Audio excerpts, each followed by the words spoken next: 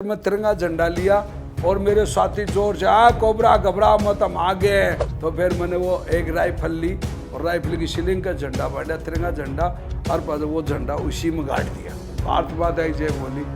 हिंदुस्तान की पहली कामयाबी मुबारक हो दिगंदर। असली दुश्मन को तो पेट में मार देना चाहिए, यानी उठे जिसे पहले फोड़ दे उसका मुंह, तो सुख शांति प्राप्त हो सकती है। दुश्मन को तो देखते ही मार देना चाहिए, उसको पालना नहीं चाहिए। और हमारा देश दुश्मन को बार बार पाल रहा है। क्यों ऐसा क्यों? जब देश के अंदर ये ऐसा होता है तो ये बार बार कहीं भी जयपुर में बम ब्लास्ट होगा, बम ब्लास्ट करने वालों को बेरी कर दिया, तो फिर बाद और भी करेंगे। अगर यार क्या होगा, 5-4 साल की जेल होगी, हम 100-200 मार देंगे। उग्रवादी कोई जाति नहीं, कोई धर्म नहीं, फिर उनको छोड़ा क्यों भाई? अब कलयुग है, इसमें उग्रवादी बोल देते हैं, बाकी वो राक्षसी तो है। नियत थे और खिलते हुए फूल जैसे बच्चा ऐसे गुड़िया ऐसे जा रही है और उसको बम ब्लास्ट उसके चित्र उड़ा दिया। अपने आप को क्या समझता तू? उस बच्चे को भगवान का दूध का खोआ था वो, और उसको तो नहीं, मैंने देखा था यहाँ ऐसे छोटी सी बच्ची जिसके चित्र उड़े हुए थे। आग तो बहुत लगी थी मेरे करंट में कि यार मैं देश के लिए क्यों लड़ा था? यहाँ अपनों को मराने के लिए, अपनों को बचाने के लिए लड़ रहा था मैं। शिक्षा वो देनी चाहिए जो देश के काम आओ, संस्कार वो देना चाहिए बच्चे को जो देश के काम आओ। देश मेरा, प्रांत मेरा, परिवार मेरा, मेरा जहां लग रहा तो फिर बाद दूसरा क्या लेना देना। तो देश उबाल खाता है तो क्या नहीं करता? भगत सिंह, राजगुरु, सुखदेव 3 फांसी टूटे थे और देश कितना उबाल खाता। देश के लिए कुछ करना चाहिए। अपने पेट के लिए तो सब कुछ करते हैं, लेकिन देश के लिए करे वो अच्छा होता है।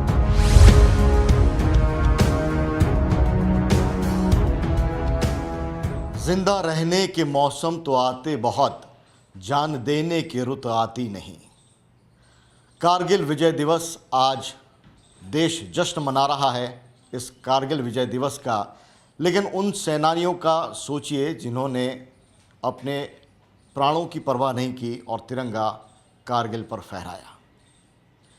हमारे बीच जो शख्स मौजूद है उनकी ज़िंदगी में भी एक दिन आया जब जान देने की रुत थी, जब वो मौका था देश के नाम कुर्बानी कर जाने का, अपना नाम अमर कर जाने का, और मौका उन्होंने बनाया। इस रूप में बनाया कि न केवल दुश्मन को बल्कि मौत को भी उन्होंने पछाड़ दिया, और ज़िंदगी के साथ में, जिंदा दिली के साथ में वो अपने दुश्मन से इस तरह से लड़े कि आज देश उन्हें कैप्टन दिगेंद्र सिंह के नाम से याद करता है। हमारे बीच में मौजूद हैं कैप्टन दिगेंद्र सिंह। बहुत बहुत स्वागत है आपका, तालियों से। पंजाब केसरी के सभी श्रोताओं को और पंजाब केसरी के सभी प्यारे बच्चे, ऑडिटर और जब भी सभी को मेरा बहुत बहुत धन्यवाद और साधुवाद कि आपने अपना ये चैनल शुरू किया। और हम चाहते हैं, भगवान से दुआ करते हैं कि मेरे जैसे सेनानियों का आप इंटरव्यू लेते रहें और देश के अंदर प्रसारित करते रहें। इसलिए आपको बहुत बहुत साधुवाद और धन्यवाद। क्या बात है दिगेंद्र जी, आपके बारे में सुना तो बहुत है, कहानियाँ पढ़ी हैं, लेकिन आपके मुंह से सुनना, ये कहने की बात है हम सब के लिए कि दुश्मन का मुकाबला करेंगे, सीमा पर चले जाएंगे, लेकिन वो जो मोमेंट होता है जब आपको फ़ैसला लेना होता है कि एक तरफ ज़िंदगी है, एक तरफ मौत है, और उसके बीच में से किसी एक को आपको चुनते हुए आगे बढ़ जाना है, वो किस्सा सबसे पहले मैं सुनना चाहूँगा आपके मुंह से, क्योंकि तमाम लोग हैं वो जानना चाहते हैं। टोडलिंग की पहाड़ी पर उस दिन जब आप थे, ज़रा फ्लैशबैक में जाइए, क्या सोच थी दिमाग में और क्या चुनौती थी? देखिए, जय हिंद। पहले तो मेरे सभी भाइयों को और आपको बताना चाहता हूँ, आपने कहा कि मौत और ज़िंदगी, तो फौजी आदमी मौत को तो कभी चुनता ही नहीं है, वो दुश्मन की मौत को चुनने का वादा रखता है। खासकर हिंदुस्तान आर्मी, हिंदुस्तान आर्मी का सैनिक को वो ट्रेनिंग दी जाती है कि वो मौत को चकमा देने में माहिर होता है, लेकिन फिर भी कोई गलती से आ जाती है तो उसको सलूट करके और ले लेता है और कहता है, ए मौत तू आजा, तेरे गले लगाने के लिए हिंदुस्तानी सिपाही तैयार है। लेकिन ऐसे नहीं लेता वो मौत को लेने से पहले उसकी जोड़ी में पहले कई मौत डाल के ने फिर देता वो मौत को कि अभी मैं बुरी तरह जख्मी हो चुका हूँ, अरे भारत माँ की मिट्टी को हाथ में लेकर के, और मैं अब तुझे सलाम करता हूँ कि मैं तेरी इतनी पूजा कर सका। भारती, मैं तेरा सिपाही था, तेरा काम पूरा किया मैंने, और काम करते करते वीर गति को प्राप्त होता है, उसको शहीद कहते हैं। जिस प्रकार मेरे साथी कारगिल युद्ध में 527 शहीद हुए थे, यानी 527 औरतों ने अपना सुहाग इस देश के लिए कुर्बान किया था, और 527 माँ बाप बुआ बाण 500 तो हर लगाओ तो आप लगा सकते हो कि कई हजारों हजार परिवारों की आंख नमन हुई थी उस कारगिल युद्ध को जीतने के लिए। और मैं अपने आप को इतना बड़ा भाग्यशाली समझता हूं कि मुझे कारगिल युद्ध में लड़ने का मौका मिला। सबसे अच्छी बात है एक सिपाही का यही होता है कि उसको लड़ने का मौका दिया जाए। अगर मुझे लड़ाई का मौका नहीं तो मैं अपनी वीरता कहाँ दिखाता, और मुझे लड़ाई का मौका मिला। और मैं आपको बताना चाहता हूं कि मेरी बटालियन का नाम है 2 राजरीफ, ever victorious, second to none, जो कभी भी हार का मुंह नहीं देखने वाली बटालियन का मैं एक छोटा सा सिपाही हूँ। यानी मेरी बटालियन आज तक 200 साल होगी खड़े हुए, फर्स्ट विक्टोरिया क्रॉस विजेता यूनिट का सिपाही हूँ। मुझे बहुत गर्व होता है अपनी बटालियन पर, और जिस बटालियन ने फर्स्ट विक्टोरिया जीता हो तो वो फर्स्ट विक्ट्री भी जीतना चाहता है। और सबसे अच्छी बात यह है कि कारगिल युद्ध की टर्निंग पॉइंट ऑफ कारगिल वार, यानी टर्निंग पॉइंट ऑफ कारगिल, पहली जीत का पहला तिरंगा झंडा हमारी 2 राजरीफ के नाम से गाड़ा गया था, और वो गाड़ने वाला हाथ यही था। वो क्या बात है, क्या बात। ये वो हाथ था। अब मैं आपको बताना चाहता हूँ कि आपने पूछा है भाई आज से 24 साल पहले जो कारगिल युद्ध हुआ था, तो क्या होता है कि हिंदुस्तानी जो जनता है, प्रजा है, वो क्या कि ताज़ा फ्रूट खाना पसंद करती है। पुराने फ्रूटों को देख तो लेती है लेकिन वो भूल जाती है फिर, अगर ये फ्रूट भी कभी हुए थे। तो उनको ताज़ा करने के लिए हमारा पंजाब केसरी ये जो चैनल है, इसको बहुत धन्यवाद देता हूँ कि वो 24 साल पुरानी चीज़ों को ताज़ा कर रहे हैं आप। तो मैं बताना चाहता हूँ कि तोलोलिंग वो पहाड़ी थी जिस पे हिंदुस्तान आर्मी की टॉप बटालियन हमला किया। एक बटालियन के 18 बेटे शहीद हो गए, एक के 22, एक के 28, और वहाँ कोई कामयाबी नहीं मिली। जब भारत का chief of the army staff ने पूरे हिंदुस्तान के जितने भी टॉप पर कमांडर, स्पेशलिस्ट, इंडियन आर्मी के स्पेशलिस्ट थे, उनको इकट्ठा करके एक दरबार लिया और उसमें कहा कि अब क्या करें, 3 हमले तो हो चुके हैं, अब क्या करें, क्योंकि पाकिस्तानी सेना है ये तो, और वहाँ मजबूत किला बंदी बना रखी है। हमारे सैनिक पत्थरों से भी शहीद हो रहे हैं, ऊपर चढ़ते शहीद हो रहे हैं, गोला बारूद से शहीद हो रहे हैं, बारूदी सुरंगें से शहीद हो रहे हैं, चारों तरफ से ऑल राउंड डिफेंस उन्होंने बना रखा है। तो क्या किया जाए। तब वहाँ पर एक खड़ा होकर एक कोई ब्रिगेडियर साहब थे, तो उन्होंने ये कहा कि एक बटालियन ऐसी है जो यहाँ से 300 किलोमीटर दूर कुपवाड़ा में है, जिसने अभी 13 मई को और पूरी वैली में तहलका मचा दिया। उन्होंने 4 उग्रवादियों को 8-8 किलोमीटर तक दौड़ा के मारने वाली बटालियन है 2 राजरीफ। तो हमारी बटालियन 2 राजरीफ को 13 मई को हमने 4 उग्रवादी मारे थे। वो किस्सा मैं जानना चाहूँ कि उसी किस्से से फिर आपका नाम वहाँ पर आया, कोबरा आपका क्या नहीं, था? वो तो बहुत श्रीलंका की बात है। श्रीलंका की बात है। नाम मेरे जनरल कलकट साहब थे जो 4 ड्यू कोर कमांडर थे श्रीलंका में। जब शांति सेना में गए थे तो उस टाइम पे मैं बच्चा ही था, यानी 2-3 साल नौकरी थी मेरी, तो उसमें इतना तजर्बा नहीं था, लेकिन फिर भी जैसा तजर्बा मिला वैसा कार्रवाई करी। वहाँ मैं जनरल साहब का बॉडीगार्ड था। तो बॉडीगार्ड होते हुए कौन? जनरल कलकट। अच्छा, जनरल कलकट, KS कलकट थे उनका नाम, शायद मेरे पूरा याद नहीं क्योंकि उस टाइम बच्चा था, उतना सीनियर नहीं था। तो वहाँ KS कलकट साहब इनका बोले भाई कोई कमांडो कोर्स वाला बच्चा आया हो नया, तो वो मेरा बॉडीगार्ड भेजो। तो मैं गया था, मेरी बटालियन के 36 आदमी गए थे, 2 राजरीफ के, पूरी बटालियन नहीं गई थी। ये कौन से साल की बात होगी? ये 88 की बात है, 88 की। तो वहाँ हम गए, तो वहाँ मैं जैसे गया तो वहाँ मेरा इंटरव्यू लिया गया है कि कर्नल साहब ने बोले बेटा क्या तेरे ये क्या लगा रहा है क्या? मैं सर ये मैं best commando of Indian army हूँ, मैं अभी कमांडो का QI grading best student tiger लेके आया हूँ बेलगांव से। अच्छा, तो बोले आपको जनरल साहब का बॉडीगार्ड जाना पड़ेगा। मुझको जो फौज भेजेगी वहाँ जाऊँगा सर। तो बोले अपना बिस्तर खोलना मत, बंदा रहो और वहाँ जाओ। तो जनरल साहब के पास, जनरल साहब बोले बेटे अगर मेरे पर अगर गोला बारूद बरसने हो तो आप क्या करोगे? मैं को सर दुश्मन को मारेंगे और क्या करेंगे। बोले फिर बॉडीगार्ड मेरे हो तो फिर? मैं को वो आपके पास क्या हथियार नहीं है? तो बोले आप पक्के बॉडीगार्ड है मेरे। अच्छा। मैं को आप भी तो कुछ करोगे, फौजी है, आपको शिवलिंग थोड़ी है भाई आपको कुछ नहीं आता। बोले शाबाश बेटे तू कमांडो है। तो उसके बाद में महीना 2 महीना गुजर गए, ऐसे समय चलता रहा, ऑपरेशन चलते रहे।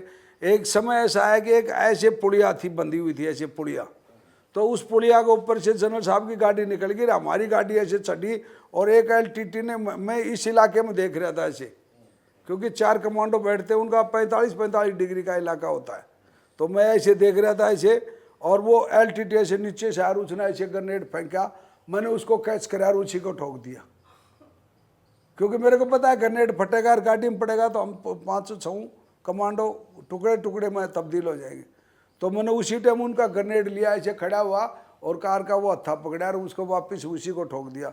उसके यहाँ लगा और वो जाते ही फटका, बड़ाम दे जैसे फटा, तो वो धुआं दो रहा और बॉडी ऐसे ऐसे 2 झटका मारे यार, फिर नीचे पड़ मरी। हमने स्पीड से गाड़ी चल रही थी हमारी और रेस बढ़ा दी ड्राइवर ने, तो थोड़ा आगे गए 2-3 किलोमीटर पर वो गाड़ी रोकी। रोकते जनरल साहब ने बुला रहे भाई हवलदार करतार। बोले हाँ साहब। बोले ये लड़का कौन सा था जो कि मतलब उग्रवादी का ग्रेनेड उग्रवादी को मार दिया? बोले सर ये राइफलमैन दिगेंद्र है अपना। बोले ये दिगेंद्र नहीं, ये तो कोबरा है। तो बोले ठीक है साहब आज से कोबरा कह देंगे इनको। क्या बात है। तो अरे मैं संकोच में पड़ा रिया 2 दिन तक। मैं वो कोबरा क्या होता है मुझे नहीं पता था कि वो जहरीला नाग होता है जिसका वसूल होता है फाइट एंड डेथ। अब मेरा वसूल था अटैक एंड फिनिश। तो ये वसूल वहाँ से श्रीलंका सीखे थे हमने। तो उसके बाद मुझे पूरी फौज कोबरा कोबरा कहने लगी। दिगेंद्र कम कोबरा ज़्यादा। अरे बोले वो कोबरा बोलना कोई काम है? अरे कोबरा बोलना तेरी ड्यूटी है वहाँ। ऐसे सब गए जब। और ये हजरत बल वाला मामला क्या था आपकी? ये जब 93 के अंदर में कमांडो ब्लैक हेड कमांडो में था, तो वहाँ पर हमारा एक वो टीम होती है, उसमें अलर्ट टीम होती है, उसमें था मैं। तो वो जैसे ही गया तो मैं वहाँ सुपरमैन था, मतलब जो इंडिया में जो टॉपर हो, जो आंगली के ऊपर 600 मीटर पर गोली मार देता है ना, उसको सुपरमैन की उपाधि मिलती है। अच्छा। यानी 600 मीटर पर आप ऐसे आंगली खड़ी कर दो और मैं 600 मीटर से स्नाइपर गन चलाऊंगा और आपके नाखून में गोली मार दूंगा मैं, तो उसको सुपरमैन बोलते थे। तो मैं उस टाइम सुपरमैन था वहाँ 93 में। तो जैसे ही हमें आदेश मिला कि हजरत बल को उग्रवादी अंदर घुस गया हजरत बल के और चारों तरफ से घेर रखा उसको बुरी तरह से। तो आर्मी भी लगी हुई थी, पुलिस भी, पैरामिलिट्री फोर्स सब लगे हुए थे। अब कमांडो के बगैर एंट्री नहीं हो सकती, क्यों building intervention, rail intervention, hijack वगैरह कमांडो ही करते हैं।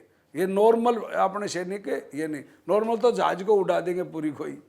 तो वो क्या हुआ कि वहाँ जैसे हमारा CO साहब कर्नल BS दौलता साहब गए, तो मैं अपनी वो PSG होती है, परसिस्टिंग गन होती है PSG, तो वो जैसे ही ऐसे बक्से में खोली उसको त्राई पाट पर लगाई और वो हजरत बल के सामने ऐसे लगाई। तो मेरे को टास्क मिला कि वो CO साहब मेरे पीछे खड़े हुए थे, उन्होंने दौलता साहब ने बोले दिगेंद्र बेटे। मैं कहा हाँ सर। बोले जो सामने दिखाई दे रहा है आपको वो झांकी? मैं कहा हाँ साहब। बोले उसके अंदर कोई भी अगर सिर निकालता है तो गोली ठोक देना। मैं सर उसमें तो काट रहा है। बोले मारता क्यों नहीं? और वो उस CO साहब ने मेरे पैर बूटों को ऐसे बोले ऐसे मारी, बोले मार इसको बोलो। और मैंने ऐसे करके दड़ गोली मारी तो उसका यहाँ लगी सिर में लगते उसकी खोपड़ी फट गई। फटते ना हम बिल्कुल वो 144 उग्रवादी है। बोले अल्लाह खुदा हम मरना नहीं चाहते। तो हमारे CO साहब बोले हम भी गोली फोड़ना नहीं चाहते। तो उधर नीचे आए तो उनको फटाफट उन्होंने पैरामिलिट्री फोर्स, CRP, BSF जो भी थे, उन्होंने एक एक को हथियार ले लिया, एक को हम वहाँ पर बैठे दिल्ली। तो उस टाइम हजरत बल में ये हुआ। ये 93 की बात है। ये 93 की बात। और जब कारगिल के अंदर वॉर चल रहा था, हाँ। जब आपने बताया कि मीटिंग हुई बकायदा कि कौन जिस तरह से 3 बार हम है वो फतेह नहीं कर पाए। उस टाइम के सेना प्रमुख थे जनरल वेद प्रकाश मलिक साहब। जी जी। हाँ, तो उन्होंने बोला कि भाई इस यूनिट को बुलाई जाए। फिर वो 13 मई को मैंने 4 उग्रवादी मारे थे दौड़ा। वो किस्सा क्या था? वो किस्सा ऐसे था कि हम एक बोर्डवल की पहाड़ी थी वहाँ दुर्ग मोल्ला के पास में, तो हमें 72 घंटे हो गए थे वहाँ हाइड आउट को चेक करने के लिए, ऐसे सर्चिंग कर रहे थे। तो मेरे साथ में मेरे कंपनी कमांडर थे मेजर विवेक गुप्ता और 10 जवान थे, मैं था कमांडर। तो और मेरे से बड़ा कमांडर था मेरा गुप्ता साहब, मेजर विवेक गुप्ता। तो हमने बहुत घंटे हो चुके थे, यानी कि 52-53 घंटे हो गए थे, या तो पता नहीं था, फिक्स तो मेरे याद नहीं। तो उधर वो बोलता है दिगेंद्र कच्छे भी छिड़ रहे, जुराब भी छिड़ रही है, बनियान भी छिड़ रही है, बदबू मारे शरीर, अब चल पसीना हुआ, बदबू चेंजिंग का टाइम ही नहीं है। तो वहाँ बोला यार ये चश्मा चल रहा है, यहाँ थोड़ा हाथ मुंह धो लेते हैं, और जवानों को बोले नाले थोड़े चश्मा, वो झरना झरना जिसको चश्मा बोलते हैं। झरना पे पानी हाँ, पड़ रहा है, तो उसको चश्मा बोलते हैं। चश्मा बोलते हैं जिसको कश्मीर में हर पहाड़ी मिल जाएगा वो। तो मैंने क्या किया कि अपनी LMG थी ऐसे, मेरा एक दोस्त, मैं तो कमांडर था, मेरे पास तो AK-47 थी, तो वो एक ब्रजेश नाम का लड़का था, तो उस ब्रजेश की LMG लगी हुई थी ऐसे, तो उसके ऊपर हमने हथियार लगा दिए, और मेरा कंपनी कमांडर, मैं वहाँ हथियारों के पास बैठ गए, और वो 9 के 9 जवान नीचे नाले में नहाने के लिए चले गए, तकरीबन 50-60 फीट या मीटर मतलब वो था। हम उस टेकड़ी पे ऐसे थे, फिर इधर नाला था, फिर ऐसे टेकड़ी थी, फिर प्लेटू था ऐसे। तो वो तो जाने नहाना शुरू हुआ, और हमारे गुप्ता साहब बोला दिगेंद्र यहाँ कहाँ उगरवा दिए? हमको साहब यहीं कहीं होंगे। मैंने तो ऐसे बोला ऐसे ना यहाँ कहीं होंगे, तो सामने एक प्लेटू के ऊपर 10-11 उग्रवादी दिखाई दिए। मैं को सर, बोले हाँ। मैं अपने इलाके में दूसरी यूनिट आ सकती है कि? बोले कभी नहीं आगे। मैं वो कौन है? अरे बोले अफगानी है ये तो मन ने क्या करे, वो LMG के ऊपर जितने हथियार थे उनको साइड में फेंके ऐसे, और वो LMG पर मैगजीन चढ़ा हुआ था। मैंने कोक करया और मैंने फायर करया। फायर करते ही उसके अंदर क्या हुआ कि एक गोली फायर हुई, एक मिस होगा, तो आधी देर में तो फिर बाद दुश्मन पोजीशन ले मैंने एक वहाँ ठोक्या। ठोकते ही अभी क्या हुआ, एक के तो रख दी मैंने, और वो LMG उठाई, और मैं बोले मैं गुप्ता साहब धोखा होगा अपने दोनों, अपने 10 के 10 ही शहीद है। बोले क्यों? मेरे को ये 10 आदमी अपने पर अटैक मारेंगे, क्यों ना अपन 2 ही इन पर अटैक मार दे, तो ये सोचेंगे अपने पर अटैक आ गए ये भाजेंगे। बोले करेक्ट। तो मैं गुप्ता साहब ने क्या उन पर अटैक मार दिया। अब जैसे ही वो नाला क्रॉस करके हम ऊपर गए, तो वो हमारी तरफ अटैक आया। हमने बोले हाँ मेरे को परली सेक्शन इधर से, दूसरी इधर से, अब पूरी प्लाटून इधर से जाओ। तो उन्होंने सोचा कि तो पूरी कंपनी लिया, और हम थे 2 ही। तो वो जैसे ही हमने ऊपर चढ़े, वो भागना शुरू कर दिया। अब गुप्ता साहब 6-7 आदमी को लेकर के वो भागता उधर, और मैं 3-4 को लेकर के इधर भागता हूँ। तो एक को लेगा तो मतलब 101 मीटर के 1 किलोमीटर के लगभग ऐसे पहाड़ी को सार भागता रहा वो, और वो 3 भाग रहे थे। मैं उनके पीछे भागना शुरू करे अकेला ही, और वो पीछे से ब्रजेश नाम का जिसकी LMG थी ना, वो लड़का आवाज दे दिया, बोले ठीक है, बोले कोबरा सर, बोले मैगजीन एक ही है। और मेरे तो आवाज तो मैगजीन तो एक ही है, अपने पास तो इसकी गोली तो है ही नहीं है, तो गोली तो LMG की है, और अपन लटका रखी है AK-47 की। कई बार जोश में ऐसा होता है। तो वो क्या हुआ है, उनको चलो कोई बात नहीं। अब वो दौड़ता हुआ पीछे आ रहा, तो वो बहुत दूर, अब वो भी 8 से आ रहे, क्योंकि फायर कर रहे, वो ऐसे थोड़ी भाग रहे थे, वो दौड़ फायर करते आ रहे। मैं भागता हुआ आगे गया, तो मतलब जैसे 1 किलोमीटर पर गया, तो मैंने ऐसे पेड़ के सारे शिस्त लेकर के ने, और सीधा की सीधी को ठक गोली मारी। उसका यहाँ गोली लगी, यहाँ खोपड़ी फाट गई, एक खत्म। उसके बाद 2 थे, अब उनका पीछा करता पा मैं स्पीड से LMG को ऐसे फोल्ड करके, और ऐसे पकड़ के LMG को, और जैसे 100 मीटर मारते ऐसे शूटम शूट, मेरे को नज़दीक जाके, क्योंकि रेंज से बाहर था वो, 500 मीटर से बाहर हो गए थे ना। अब वो ऐसे वहाँ पेड़ पौधे भी कम ही थे, तो वो ऐसे भागता दिखाई दे। तो वो ऐसे दौड़ता एक पहाड़ी क्रॉस करी, दूसरी करी, तीसरी करी, ऐसे। तो 4-5 किलोमीटर पर मेरे को वो तीसरा बंदा था, वो ऐसे चढ़ रहा था पहाड़ी पे, सांस ऊपर उसके, तो उसका मैंने यहाँ ठोकी गोली, मतलब रीढ़ की हड्डी पे, और उसके यहाँ निकल गई, वो यहाँ से निकली, वो भी खत्म। फिर एक दूर भाग रहा वो, और मेरे को गाली काट रहा है, हिंदुस्तानी कुत्ते मेरा पीछा मत कर, मेरे को लाहौर तक कौन छोड़ू, भाग ले। हाँ, अब वो आगे गया, तो वो दौड़ता रहा, घंटे भर होगा उसको चकमा देता, तो वो 9 किलोमीटर पर था वो, और उसको वहाँ ठोका बा, उसके भी 1 गोली ठोकी। टोटल मैगजीन में मैंने 7 गोली फायर करी, और मेरे पास 23 गोली बच रही। अब उधर से मतलब वहाँ गोली फायर होते, वो दूसरी बटालियन का इलाका आगा, तो उधर आया, तो वो मेरे को देख लिया, मैं कह रहा भाई मैं टूरा शरीफ का हूँ कोबरा और ये उग्रवादी था। तो उन्होंने बोला ओ ठीक है मैं को मेरे पास सेट भी नहीं है और वो को पीछे वाली जितनी यूनिट का लोकेशन उनको सबको मैसेज पास करो, कहते मेरे गोली नहीं ठोक दे। हाँ बोला नहीं सर ऐसे टेंशन नहीं है, अपने आदमी को देख के थोड़ी गोली मारेंगे। तो उधर से वो डेड बॉडी उठाई उनकी बटालियन ने, फिर वो उठाई, ऐसे उठाते मैं वापस आ गया। तो हमें मतलब 6:30 बज गए थे शाम को। वापस आए तो उधर मेरे सीओ साहब आ गए, ब्रिगेड कमांडर आ गए, सब आ गए। अब वो फर्स्ट उग्रवादी था, वो कमांडर था, तो उसकी जेब से मतलब 5-6 लाख रुपए मिले मुझे। वो मैंने गाल लिया ऐसे ही अपना है, गाल करके ने मम्मा को ये यहाँ जवान आ गए तो एक गड्डी मांग लेंगे तो देना पड़ेगा। तो मम्मा को पूरे पैसे गाले। वो दूसरा वो चेक कराया, उसके पास भी हथियार उतर लेकर के वापिस आया। मेरे सीओ साहब आया तो मैंने वो 6 लाख रुपए काट के, वो 1000 की गड्डी होती थी उस टाइम पे, तो मैंने उनको सीओ साहब को ऐसे दे दिया। अरे बोले दिगेंद्र तू एक सिपाही इतना ईमानदार हो सकता है? तो मैं तो कर्नल एम.बी. रविंद्रनाथ हूँ, मेरे तो फैक्ट्री चलती है। बोले मुझे पैसे के लिए थोड़ी आया था फौज में।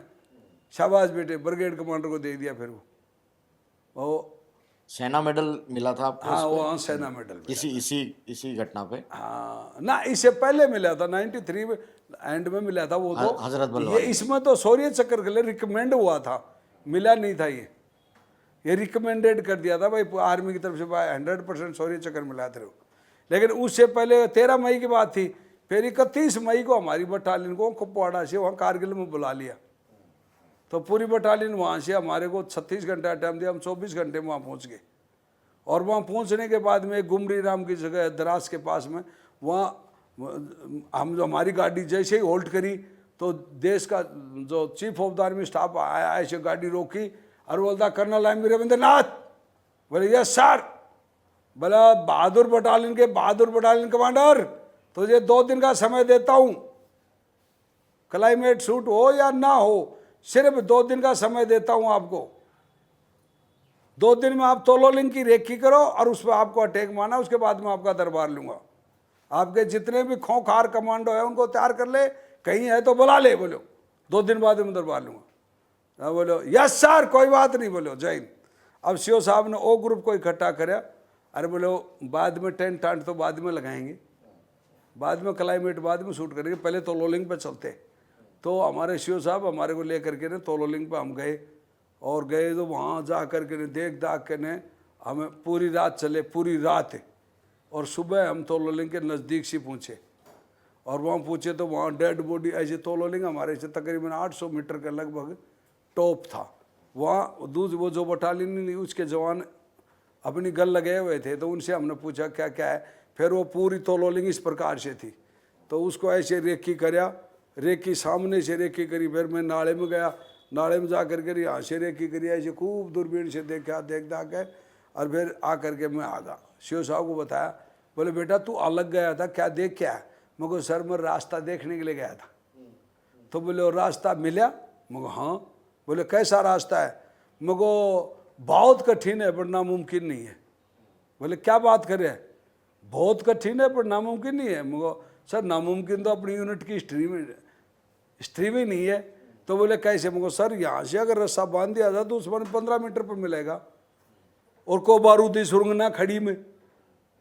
तो बोले रस्सा कौन बांधा है? मैं को मैं, मेरा माउंटिंग वेरफेयर कोर्स है, मैं को सब यहीं का।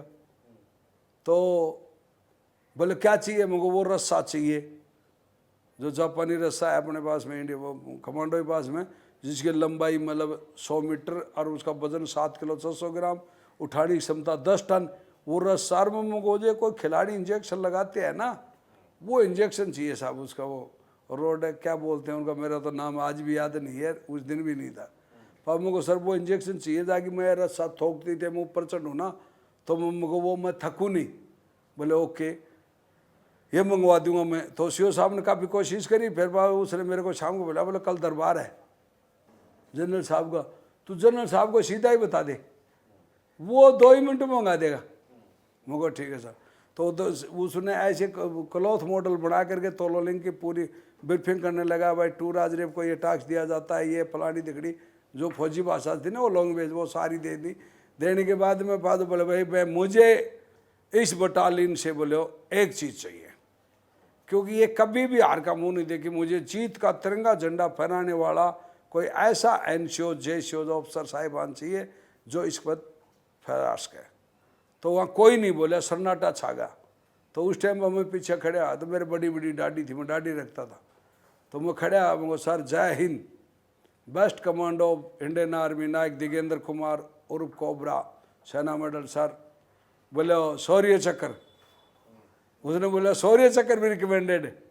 मगर सर वो तो मिलेगा जद की बात है। बोले नहीं, वो मेरे पास साइन हो चुके हैं, चिप के साइन हो चुके थे ना। बोले जब भी तो बोला, और बोले शौर्य चक्र भी होगा, वो तो साहब मुझको मिलेगा जब की बात है। तो बोले अच्छा बेटा बता क्या प्लान है। मगर सर सामने से कई प्लान आपने बता दी, भाई एक कंपनी इधर से, एक कंपनी इधर से, एक कंपनी इधर से, ऐसे फायर सपोर्ट में लगा, ये में लगा, ये सब बताया आपने। लेकिन वो साहब मेरी एक छोटी सी प्लान है, छोटा सिपाही हूँ, मेरी औकात तो नहीं आपके सामने बोली। लेकिन मुझको साहब यहाँ से पीछे से रस्सा बांध करके ना हमारी घातक और कोबरा टीम यहाँ से चले जाएँ हम तो दुश्मन को पता चलेगा कि अटैक पीछे से भी आ गया, तो वो अपने गन्नों को यहाँ हटाओगा, दुश्मन की तरफ लगाओगा, हमारी तरफ लगाओगा, और जैसे लगाओ तो ये सामने से अपनी 2 कंपनी अटैक मार देंगे, हम ला सकते। बोले वाह इतना तगड़ा दिमाग। मुझको सर हालात देख करके अपना आप ही बन गया, मैं क्या कर सकता हूँ। तो बोले ठीक है क्या चाहिए। मो सर वो रस्सा चाहिए, वो इंजेक्शन चाहिए। बोले ओके आधे घंटे मिल जाएगा। आधे घंटे में तो फाइटर जहाज गप दे गया, दिल्ली से गया, पूछा टक, और मेरे को सामान मिल गया। मैं 14 घंटे में ये रस्सा बांध दिया। अच्छा, कौन कौन थे आपके साथ में? मेरे साथ में था मेजर विवेक गुप्ता, सूबेदार बाबूलाल भाखर जो थेबड़ी नागौर राजस्थान के, और सूबेदार सुमेर सिंह राठौड़ जो राजस्थान के खारा दूधवा चूरू के, फिर ओदा CHM यशवीर सिंह यूपी मेरठ के, और हौलदार सुल्तान सिंह नरवारिया जो मतलब भिंड मुराने के, और नायक सुरेंद्र, नायक चिम्मन, लैस नायक बच्चन और राइफलमैन जसवीर। ये मेरे 9 साथी थे और 10वां मैं था। तो ये हमारे को रस्सा 14 घंटे में रस्सा बांध करके ने अपने सीओ साहब को रिपोर्ट दी। नहीं तो सीओ साहब बोला तू चीफ को ही रिपोर्ट दे। मुझको है चीफ को मैं ही दूँ साहब। बोलो बोल बोल, तो लड़ाई का मैदान है बेटा, अभी तो सब बात करते हैं। तो मैंने मुझको सर कोबरा 41 टाइगर इंडिया हुआ। बोले बोल मेरे बेटे भगत सिंह। जब मुझे यार जनरल साहब ने तो कोड वर्ड में बात करना शुरू कर दी। भगत सिंह बोले आए, तो मुझको इसको जवाब उसी भाषा में दिया। मैं कहा सर भगत सिंह ने असेंबली में बम फेंक दिया है। बोले वाह मेरे बेटे, तुझे 48 घंटे पहले हिंदुस्तान की पहली कामयाबी मुबारक हो। मैं कहा हैं 48 घंटे पहले ही, इसका मतलब समझ गया 12 जून को अटैक मारना है। मैं तो समझ गया, दूसरा तो नहीं समझा। मैं कहा सर धन्यवाद धन्यवाद। बोले बेटा तूने जो काम कर दिया वो मैं समझ गया, बहुत बढ़िया काम कर दिया। बोले बेटा अब तो कोई भी चढ़ सकता है, बर्रा साबंद में तो कोई भी फौजी चढ़ सकता है वहाँ तो बोले शाबाश बेटे गुड, मुबारक हो, तेरा नाश्ता मैं खुद कराऊंगा। बोले 48 घंटे बाद मैं उसी तोलोलिंग के ऊपर अपने हाथ से नाश्ता कराऊंगा मेरे बच्चे का। बोलो मैं कहा सर ये राजस्थान का सिपाही आपका रास्ता का इंतजार करेगा 13 जून की सुबह, ये मेरा वादा है मुझको साहब।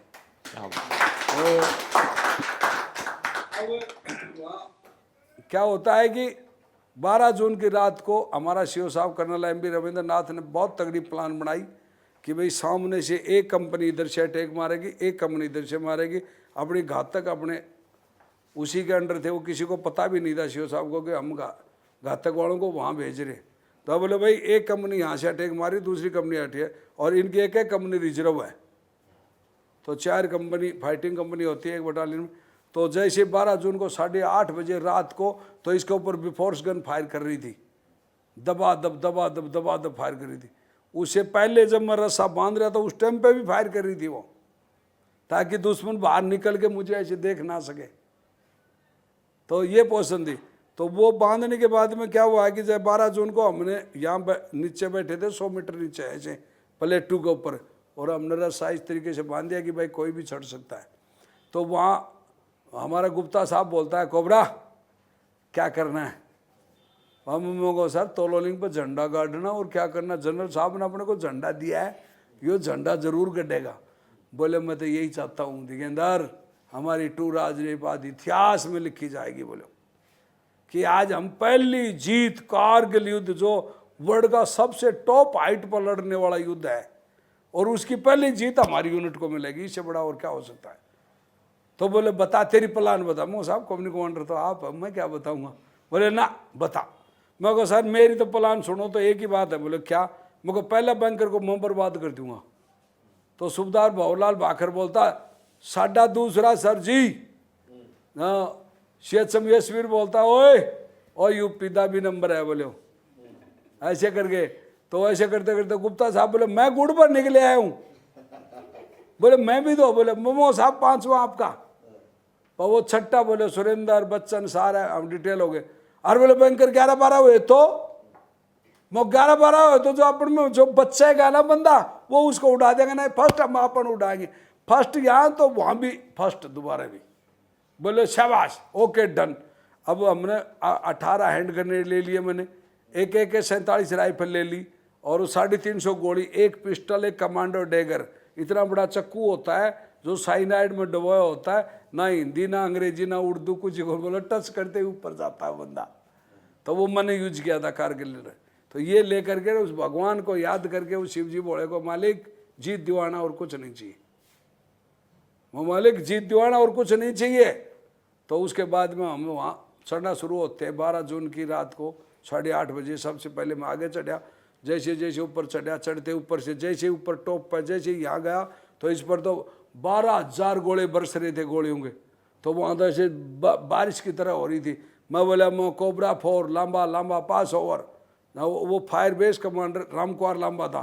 तो वो बोलता है बोल। बोले बच्चे मैं को गाँव में मैं वर्ष को राजस्थान में। तो बोले बढ़िया हुआ। मैं को बाजरा और थे। बोले और देंगा अपन तो हाड़ी है पुराने। तो मैं को 1 मीटर ऊपर और, यानी कि फायर यहाँ रहा ना उसको 1 मीटर ऊपर करवा दिया। तो कोई नहीं समझ सका वायरलेस सेट की भाषा। वो या तो वो रामकुमार समझा या मैं समझा। तो उसको मैं को 1 मीटर ऊपर करा। बोला दिगेंदर बहुत बड़ा रिक्स ले जाए, बाजरा रुट जाएगा, यानी खराब भी हो सकता है, यानी मौत भी मिल सकती है। इतना गहरा बाजरा ओढ़ने से थोड़ा ऊपर उड़वा दे। मैं को वो तेरा हिसाब से और दे फिर। तो वहाँ जो गोली आ रही थी ना उसमें ट्रेसर गोली आ रही थी ऊपर से। तो मैंने ऐसे देखा तो तकरीबन 5-6 फुट ऊपर से जा रही थी गोली। हमने नीचे से ऐसे घुसना शुरू किया सड़ा। वो मेरे साथी आए, मुझको 1 2 3 5 6 7 8 9। तो वो सब के सब चले गए। मुझको सब आगे बोले हाँ। मुझको ओके। अब सुनाई तो देता नहीं क्यों गोले टकराऊँ, मिसाइल से मिसाइल टकराओ, दमादम उठा उधर। तो वो कुछ वहाँ दिखाई कुछ नहीं दे रहा क्यों काली रात थी, वो घनघोर रात। जो अपनी खुद की आंगली ऐसे करे ना, बोले आंगली है या नहीं है पता भी नहीं चलता था, इतनी घनघोर रात थी वो। अब जैसे मैं वहाँ से शुरू हुआ ऐसे कोई विजय वो चमका, वो चमकता था ना, वो गन का खुड़का होता था, वो मिसाइल टकराती थी। उस टाइम तो कुछ रोशनी होती नहीं कुछ नहीं। उसके बाद में मैं सांप की तरह रेंगता रेंगता आगे गया तो एक झांकी थी ऐसे, वो दुश्मन उसके अंदर बर लगी हुई थी ऐसे। तो वो काला काला दिखाई दिया मुझे। मैं को ये पत्थर है, दिमाग में डालिए ये आपने अभी आगे चलेंगे तो पत्थर आओगा। तो ऐसे ऐसे रेंगता रेंगता गया और मैंने उसको सोचा कि ये पत्थर है। तो उस पर जैसे ही ऐसे हाथ मारा तो उसने वो बैरल थी उसमें लगी हुई दुश्मन की, वो गल लगी हुई थी, उस पर ऐसे हाथ मारा, उसने फायर कर दिया। तो पहली गोली यहाँ लगी मेरे हाथ में और 3 गोली मेरी सीने में लगी है यहाँ पर, ये 3 गोली यहाँ लगी और 2 गोली मेरे AK-47 में लगी। 2 गोली AK-47 में लगते ही हमको होगा दिगेंद्र काम आज तो हमको कुछ नहीं हुआ, दुश्मन भी मरा नहीं और अपना काम हो लिया। तो लेकिन वहाँ मैं भगवान को याद में हे मालिक मैं एक योद्धा हूँ, तेरे मेरे हथियार खोस लिया। तो क्या था वहाँ भगवान खुद अपने अंदर होता है। तो भगवान बोलता है जो खुद की रक्षा नहीं करता उसकी मैं बिल्कुल नहीं करता, और जो खुद की रक्षा करता है उसकी 100% करता हूँ। भगवान ने ये बोला मुझे। मैंने ग्रेनेड निकाला ऐसे, उसकी पिन काटी और लीवर को आज़ाद करा 1 और 2 और उस ग्रेनेड को अंदर ठोक दिया किसके बैंकर में। और वो इतनी मोटी पत्थरों की दीवार बनी हुई थी, वो दौड़ दे अंदर गया और उस दीवार के सारे लेट गया मैं, और द्राम दे फटा। फटते अंदर से आवाज आई अल्लाहू अकबर काफर का अटैक। मुझको मरिया तो है, चाहे एक भी मरिया हो भाई, आइडिया लगा ले। वो मरिया तो कचरा तो कर दिया, मरिया तो है, चाहे 1 मरो चाहे 6 मरो चाहे 5 मरो। अब मैंने ऐसे नीचे लेटा ना तो वो खून सीधा कूदना, मैंने हाथ लगाया ऐसे तो ये पूरा सामान फटा हुआ था और मैं दिगेंद्र इस खून को तो रोक लिया, मेरे हाथ भी काम कर रहा है। मेरे हड्डी तो नहीं टूटी, इसका मतलब हड्डी टूटती तो हाथ काम नहीं करता, लेकिन मुझको ये तो खाल खाल के अंदर से लिकड़ गई, शायद बच गया अपने। तो मैंने क्या किया, फर्स्ट एड लिया, वो पूरा सामान फटा था उसमें ठोस के और ऐसे भर के ने और इसको दोनों को फर्स्ट एड किया। फर्स्ट एड करे आराम से। जो मेरे 9 साथी थे वो आगे की तरफ वो ऐसे ही यहाँ पूछे तो उनका मेजर अनवर खान था।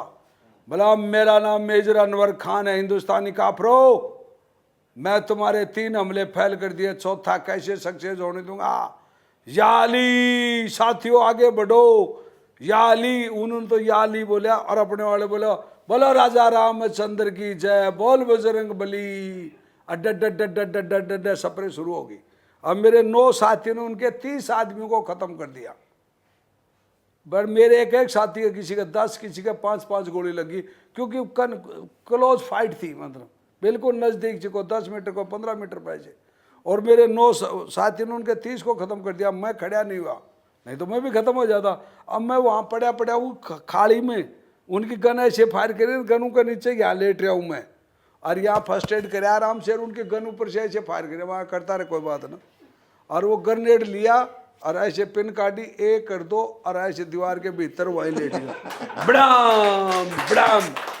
अब वो अंदर से, अब जो मर गया वो पड़ोसी को बता नहीं सकता, कभी इधर ऐसे सुबह तक ऐसे कुत्ते वर की चाल चलता रही, मतलब फोन पर सट गया ऐसे चलता और उनके 11 बैंकर उड़ा दिए मन। अब वो मेजर अनवर खान मुझे गाड़ी काटे, क्योंकि मेरे वायरलेस सेट पर एक ही आवाज़ आवा है, कोबरा कोबरा। उसका याद आएगी, ये कोबरा तो वही है जो 95 में अपने मतलब 16 सिर काट के ले आए थे पाकिस्तान के। तो उन्होंने क्या कहा कि बोलो एकदम से ऐसे बोला कोबरा एक बाप की औलाद है तो बाहर निकाल, तेरे 16 टूक करूंगा खुदा की कसम, आज तेरे 16 टूक करके अपने शहीदों का बदला लूंगा। आज तने 1995 में 16 हमारे 16 सिर काटे थे ना, वही कोबरा है। तो सोच ले, बोले तेरे 16 टूक करूंगा। मामा को यार इसको किसने चुगली खाई, अगर हमने 16 मैं ही हूँ वो, हम भाई चलो कोई बात ना, हमको 16 कर लेना, हम तो 2 ही करेंगे भाई। हमने तो उसको मन ही मन में बोला, उसको के लिए बोला था, वो तो जोर जोर से बोल रहा था, जोश दिवारा गाली गलौज कर रहा है, हिंदुस्तानी कुत्ते बाहर निकाल। मको मैं के कुत्ता हूँ बाहर निकलूंगा भाई, मैं वो किसी और को बोल रहा है, तारे पड़ोसी को बोल रहा हूँ। तो ऐसे करके ने, और वो गाली गलौज करता रहे। मैं घूमता घूमता पीछे गया था, मेरा एक साथी लहसनायक बच्चन, जिसके सिर में ऐसे गोली लगी, हाथ से सिर को पकड़े हुए वो, और वो बोल रहा आगे सर LMG ले लो, दिगेंद्र सर LMG ले लो, कोबरा सर LMG ले लो। अब मेरे पास ग्रेनेड खत्म हो चुके थे, मेरे पास पिस्टल और कमांडो टाइगर बचा। तो मैंने उसका वो भरा हुआ पिट्ठू का जो पिट्ठू होता है ना, जो जिसमें मैगजीन होती है, वो पूरा मैगजीन 750 गोलियों का वो गला में लिया, और उसकी LMG ली और उस पर मैगजीन चढ़ाया हुआ था। और वो मैं ऐसे हाथ मारा तो वो बर्फ में ऐसे कटी हुई सीढ़ी थी, हमको ये ऊपर जाएगी बैंकर के, और मैं वहाँ से चढ़ता जैसे जैसे करता ऊपर गया, और जा करके देखा अगर भाई 2 HMG ऐसे फायर कर रही है अपने 250 कमांडो पर। तो सामने 2 कंपनी टेक में शामिल थी ना, उन पर डड ऐसे फायर कर रहा है वो 2 HMG से। और मुझे काला काला और वो लाल लाल दिखाई दी, कि वो तो बिल्कुल लाल हो रही थी, रोशनी की तरह, जैसे ट्यूबलाइट सोच रही है फायर हो रही थी ना वो। तो वो मैं को काला मोह मेजर अनवर खान यही हो सकता है। तो मैंने अपनी LMG ऐसे पकड़ी, अरे वो मेजर अनवर खान 16 क्यों 17 करे। और मैं मको तने गाड़ी हिंदुस्तानी कुत्ते, मको एक गाड़ी मेरी भी छोड़ ले लास्ट है, मको हिंदुस्तानी सिपाही पीठ पर गोली नहीं मारता, मको सुअर की औलाद संभाल मको। और जैसे मैंने फायर कराया, और उसमें एक ही गोली थी, मैगजीन वो मेरे साथी ने पहले ही फायर कर ली थी, और वो मैगजीन खाली था। अब वो गोली फायर करी, उसने दौड़ दे, इसने पिस्टल फायरी, मेरे गोली यहाँ लगी। और जब मेरी गोली जो फायर हुई उसकी पिस्टल में लगी या हाथ में लगी, उसने दूसरा मेरे पर गोली फायर नहीं करी, उसने ग्रेनेड काटा ऐसे जोर से फेंका मेरी तरफ। तो फेंका तो मैं उस पर डाई मार गया, ऐसे ग्रेनेड के ऊपर गई तो वो नीचे जार फटा, उसके पत्थरों का स्प्लेंडर मेरे जरूर पैरों में लग गया, यहाँ पर मतलब इस जगह पर, ये देखो छोटे छोटे टुकड़े कई जगह, कई टुकड़े लगे, लेकिन हड्डी कोई सा की भी नहीं टूटी है, मतलब खाल सफ़ेद सफ़ेद बना दिया, ऐसे लाग रही कोचिट हो गई का, पर पैर टूटे नहीं गए, मतलब ऐसे हुआ। अब वो मैंने उसकी तरफ डाई मारी, उसने मेरी तरफ मारी सीधी, तो उसका हाथ इधर आया सीधा का सीधा, इधर आया तो मैं एलएमजी को तो कोक कर रहा था, मैगजीन को फाड़ दिया मैंने हाथ से, दूसरा मैगजीन चढ़ाने के चक्कर में था मैं, लेकिन इतना टाइम कहाँ दिया दुश्मन ने। और मैं जैसे ही उसके ऊपर वो मेरे पर डाई मारी, मैं उसका ऐसे ही यहाँ से टेटुआ पकड़ लिया, ये ऐसे टेटुआ पकड़ा, पकड़ते मैंने दबाना शुरू किया, मुझे यहीं मार दिया, क्या पता मर जाएगा दबाने से। लौटे बोले हिंदुस्तानी मुझे छोड़ दे, मुझे ऊपर हाथ मारा, छोड़ दो, रिश्तेदार हो तो छोड़ देगा भाई धन, और तो पाकिस्तानी है, रिश्तेदार काबिल भी नहीं है। तो वो टेटुआ पकड़ा और वो गुड़ता गुड़ता नीचे, और वो बहुत भारी भरकम शरीर था, और वो छुटागा, छुटाते जैसे वो पाकिस्तान तरफ भाजा, मैं जैसे खड़ा हुआ तो मेरी यह टांग ऐसे लड़खड़ाएगी, और जैसे लड़खड़ाई मैं मुझको दिखे अंदर यो तो गया जिंदा मुझको, और यो जिंदा बच गया तो मुझ गड़बड़ होगी मुझको भाई, असली जीत नहीं कहेंगे। मैंने एक टांग से खड़ा और उस पर डाई मारी ऐसे सीधा सीधी, तो उसके यहाँ लगे हाथ, तो वो मोदा पड़ा, पड़ते ही उसके बेल्ट में 2 आंगली गली पे वो छूट गई, फिर उसके जूते में 2 आंगली ऐसे गली, ऐसे गाली 2 आंगली, और गाल के घसट दे उसको, खींचा, और खींचते ना बोले उसकी पीठ पर कार्ड कमांडो डाइगर जो साइनाइड में था ना, वो यहाँ बच बैठा दे, बोले मैं गया काम से, और मेरी आंगली से ऐसा ऐसा पकड़ा, ऐसे हाथ को चारों आंगना से ऐसे पकड़ गए, और पकड़ते फिर काटी मुंडी, ऐसे झट देशिन काट उसको दूर फेंका, कमांडो डाइगर कहीं मुँह अपने टच नहीं हो जाए, नहीं आप अभी ऊपर ही चलांगा। अब वो ऐसे करया, और वो मुंडी ऐसे लेकर के मुँह, बोल कुत्ता तू या मैं, और भारत माता ही जय बोलता। जैसे ही मैं ऊपर चढ़ा, चढ़ते ही अमरीकी सैटेलाइट में मेरी फोटो आ गई, इसलिए मेरे को जिंदा महावीर चक्र दे दिया। अरे वो है तो उसके बाद में वहाँ उठा मैं, उठने के बाद में फिर मैं तिरंगा झंडा लिया, और मेरे साथी जोर से कोबरा घबरा मत हम आगे हैं, और वो मेरे साथी 250-300 फौजी थे, वो पूरे ऊपर चढ़े, और जैसे मुंडी लेके ऊपर चढ़ा, मैं उसको मुंडी को ऐसे पत्थर के सहारा लगाई, जो वो था पत्थर के सहारे लगाई, ऐसे उसमें से ऐसे नाला कूद रहा था खून का गदद गदद, क्योंकि फिर मैंने ऐसे पेट पर लात भी मार दी थी ना, मुझको थोड़ा थोता सा हो जाए, इसमें झंडा गाड़ने के लिए ठीक रहेगा मुझको। फिर तो फिर मैंने वो एक राइफल ली, और राइफल की सीलिंग का झंडा बांधा, तिरंगा झंडा, और बाद वो झंडा उसी में गाड़ दिया, क्योंकि वहाँ गाड़ने के लिए जगह नहीं थी, खोदने के लिए समय नहीं था मेरे पास, हैं पत्थर ही पत्थर थे, तो वहाँ झंडा गड़ नहीं सकता था, या तो पकड़े रहो, अरे या दुश्मन की गर्दन में गाड़ दो। तो मैंने वो झंडा ऐसा कैसा गाड़ दिया, भारत माता ही जय बोली, फर्स्ट विक्ट्री का हुई।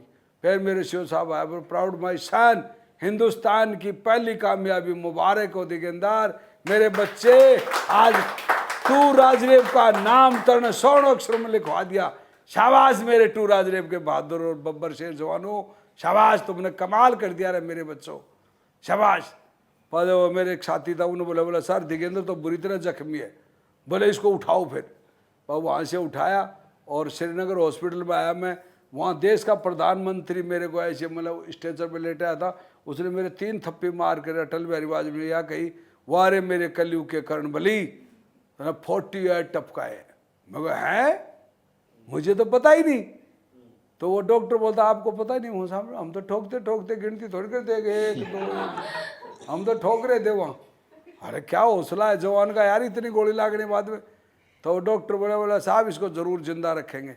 फिर उसके बाद मेरी गोली निकाली गई, फिर वहाँ मैं कोमा में चलेगा बस पूना हॉस्पिटल में मेरे को 7-8 दिन बाद में फिर पंखा चलता दिखाई दिया कि हाँ जिंदे तो है, हैं जिंदा है तो जिंदा होने की सबूत चाहिए साहब। क्या बात है। अगर हिंदुस्तानी है तो हिंदुस्तानी होने का गर्व महसूस होना चाहिए साहब। आज हमारे देश के अंदर कितनी बुराई, कितनी ऐसे बुराई फैल रही है। हम देश के सिपाही तो लड़ते हैं, लेकिन हमारे देश के अंदर लोग भिड़ते हैं, आपसरी में भिड़ते हैं, कोई जात के नाम से, कोई धर्म के नाम से, कोई और किसी के नाम से। तो मैं तो सिपाही यही कहना चाहता हूँ, अरे लड़ना झगड़ना छोड़ दो, और लड़ना है तो चाइना से लड़ो या पाकिस्तान से लड़ो, और जब भी लड़ो तो आर पार की लड़ाई लड़ो। बीच में जब जीत हो जाती है तो उसको कहते हैं कि नहीं अब सीज फायर, वो बहुत दुख हो जाता है। जब कोई बींद तैयार होता है शादी करने के लिए और रास्ते में जाकर कहते हैं नहीं यार अब तेरी शादी नहीं होगी, अब बताओ वो क्या करे बेचारा। ये फौजियों के साथ होता है कि जब भी 65, 62, 71 जब भी लड़ाई लड़ी हिंदुस्तान के सिपाहियों ने, और जब जीतना शुरू किया तो हमारे देश के नेताओं ने पता क्या क्या हमारे साथ में ये किया नहीं, बस आगलो संधि करे। अरे आगलो तो करेगा, मोहम्मद गोरी भी तो करी थी ना 17 बार। फिर क्या हुआ पृथ्वीराज चौहान के साथ में? पृथ्वीराज चौहान के साथ में क्या हुआ? 17 बार उसको बोले मैं हार गया, तू छोड़ दे। अरे तू हार गया, छोड़ दे क्यों? तेरे को किसने कहा तू हारने के लिए? यही बात पाकिस्तान कर रहा है। 3-4 बार हार के बोलो, 18-20 बार करेगा ही वो। अरे एक दिन फिर हिंदुस्तान का मुंह फोड़ेगा। मैं आज कह रहा हूँ सिपाही, मैं रहूं या ना रहूं, लेकिन मैं ये बात कहना चाहता हूं कि जब भी लड़ाई करे पाकिस्तान तो उसको साफ ही होना चाहिए, तो ही सुख की नींद सो सकते हैं हमारे बच्चे, अन्यथा नहीं सो सकते। दे कुर्बानी, दे कुर्बानी। हम बलि के बकरे हैं हिंदुस्तानी सिपाही। ये सोचने की बात है देश के आकाओं को, लेकिन देश के आकाओं का कौन सा बेटा मरता है? बेटा मरता उस माँ का, उस किसान का बेटा जो कुर्बानी देता है, या खेत में भी कुर्बानी देता है और वहां बॉर्डर पे भी कुर्बानी देता है। हर बार बोलते हैं हम फौजियों के लिए बहुत कुछ कर रहे। अरे भाई, हम तुम तिरंगा झंडा दे करके हमारे को बुढ़ा देते हो, बस और कुछ नहीं। और हम मरते भी तिरंगे के लिए, जीते भी तिरंगे के लिए, हमें और क्या चाहिए बताओ? लेकिन एक ऐसा नहीं होना चाहिए देश में। जब भी पाकिस्तान गड़बड़ करता है उसको मुंह फोड़ जवाब देना चाहिए। जब ओसामा बिन लादेन को पाकिस्तान में पकड़ा गया अमेरिका ने, है उसने तो नहीं छोड़ा कि भाई हम तो मारेंगे। अमेरिका ने मार दिया तो क्या अमेरिका के पास में अलग है हाथ है? 4-4 हाथ के आदमी है क्या? वही हमारे जैसे कमांडो है। और उन्होंने रास्ते में बोला, बोले बोल क्या तेरी क्या इच्छा है? बोले मेरी इच्छा तो पूरी हो, कुछ भी नहीं है, समुद्र में गिरा साले। बताओ, तो हम भी तो घेर सकते हैं। जब हमारी बटालियन का एक जवान का उन्होंने वो शहीद कर दिया था तो हम 16 सिर काट के ले आए थे उसी 5 northern light infantry Pakistani unit को। तो हम कर सकते हैं तो बाकी देश के नेता क्यों नहीं कर सकते? हम तो यही चाहते हैं। और बाकी हम राजनीति में तो है नहीं साहब, तो राजनीति की बात करना नहीं चाहते। हमारे लिए तो कांग्रेस भी टॉप है, बीजेपी भी टॉप है और देश भी टॉप है, और हम भी टॉप है। और बताओ क्या चाहिए?